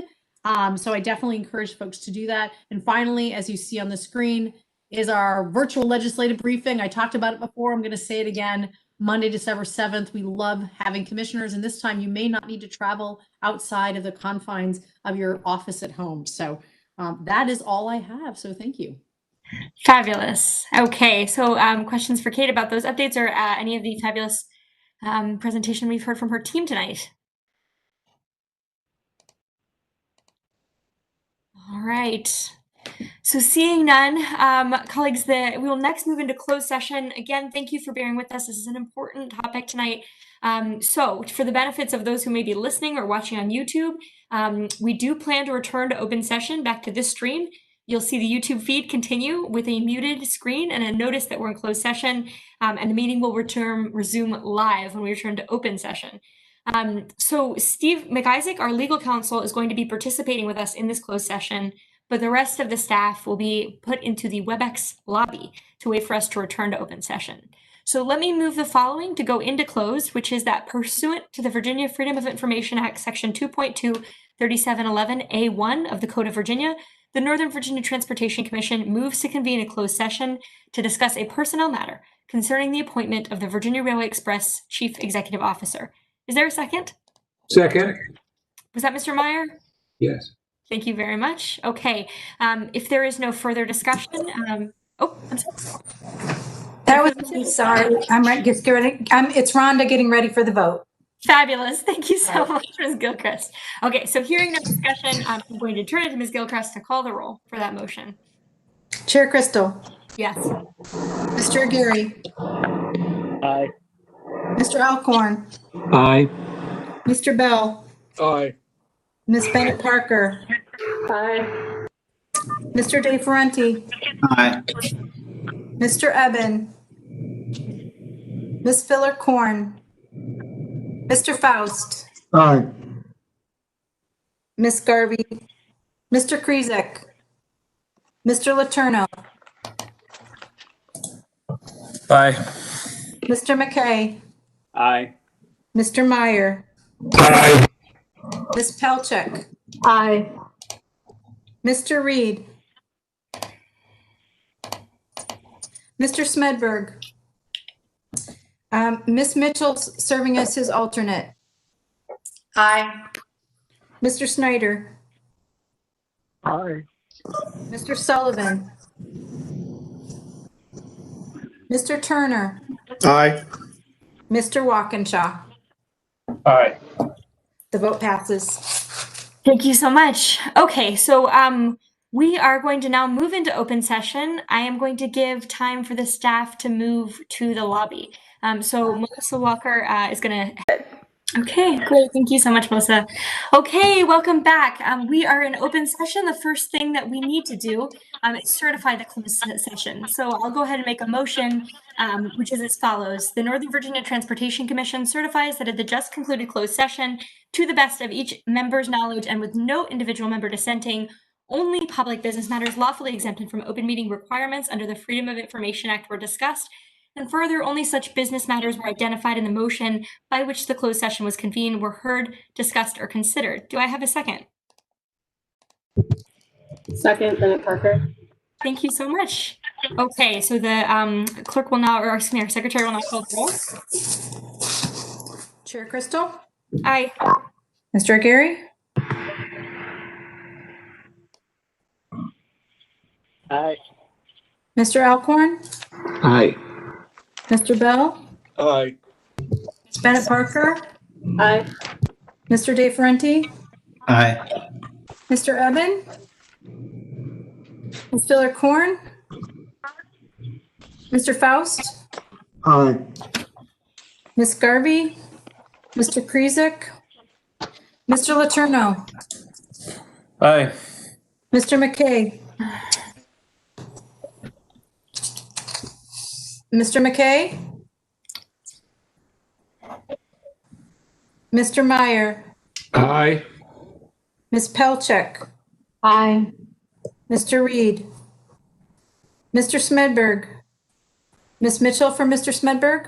Aye. Thank you. Mr. Snyder? Mr. Snyder? Mr. Sullivan? Snyder votes aye. I'm sorry. Thank you.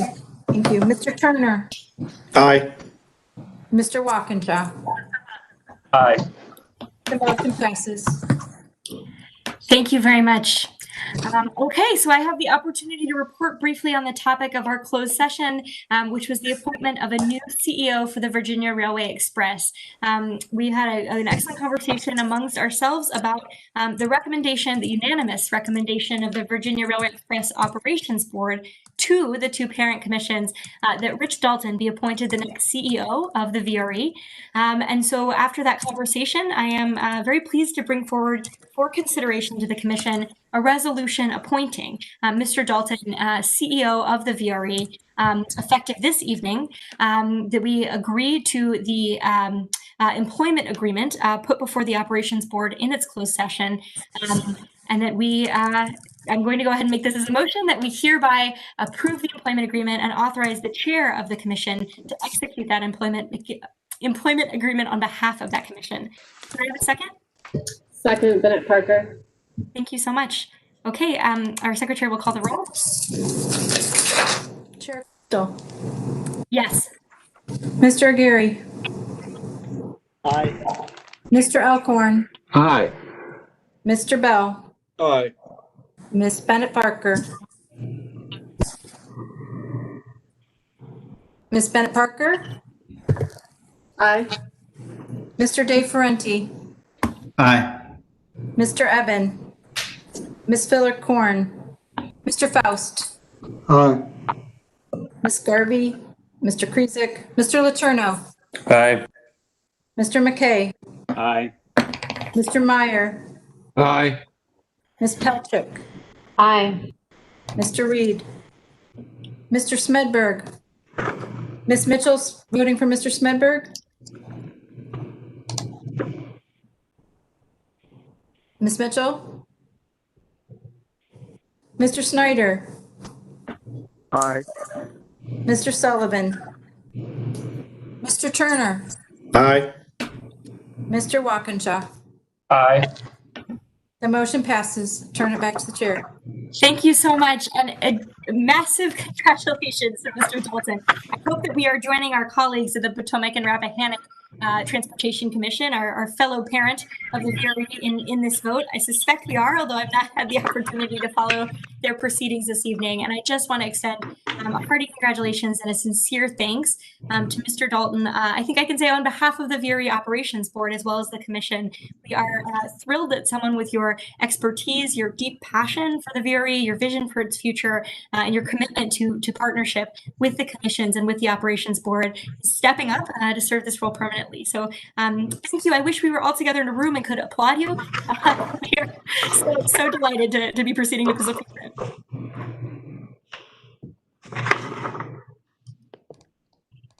Well, thank you, Madam Chair. If I may, Please do. I truly appreciate this opportunity to lead VRE. Look forward to continuing to working with all of you, commission members, your staff, the commissions and jurisdictional staff, and many of the valued stakeholders and partners that support and contribute to VRE's ongoing success. I would like to take this opportunity to give a huge shout out to my wife, Beverly. my daughter Cassie, and my two granddaughters, who I know are probably dead by now, but my daughter and my wife are watching. As I believe most of you would agree, the support we receive from our family and friends is an integral part of the work that we do for the region and the communities that we serve. And this is no exception in my family. They're awesome. So I want to thank them, and thank you for your time, Madam Chair. Thank you, Mr. Dalton, and our thanks to your family too, since I believe I see you in the office there, which means you're not with your family at 10 p.m. this evening. So, well, thanks. Yeah. Okay, so I think we could best celebrate them by letting you get back to them and all of our commissioners wrap up their evening. So, unless there is any further business to come before the commission, pause. All right, I believe we can conclude. I am going to adjourn the meeting. Thank you so much for participating. So glad to end on that positive note of appointing a new CEO and Mr. Dalton. And we look forward to seeing you at our next meeting on October 1st.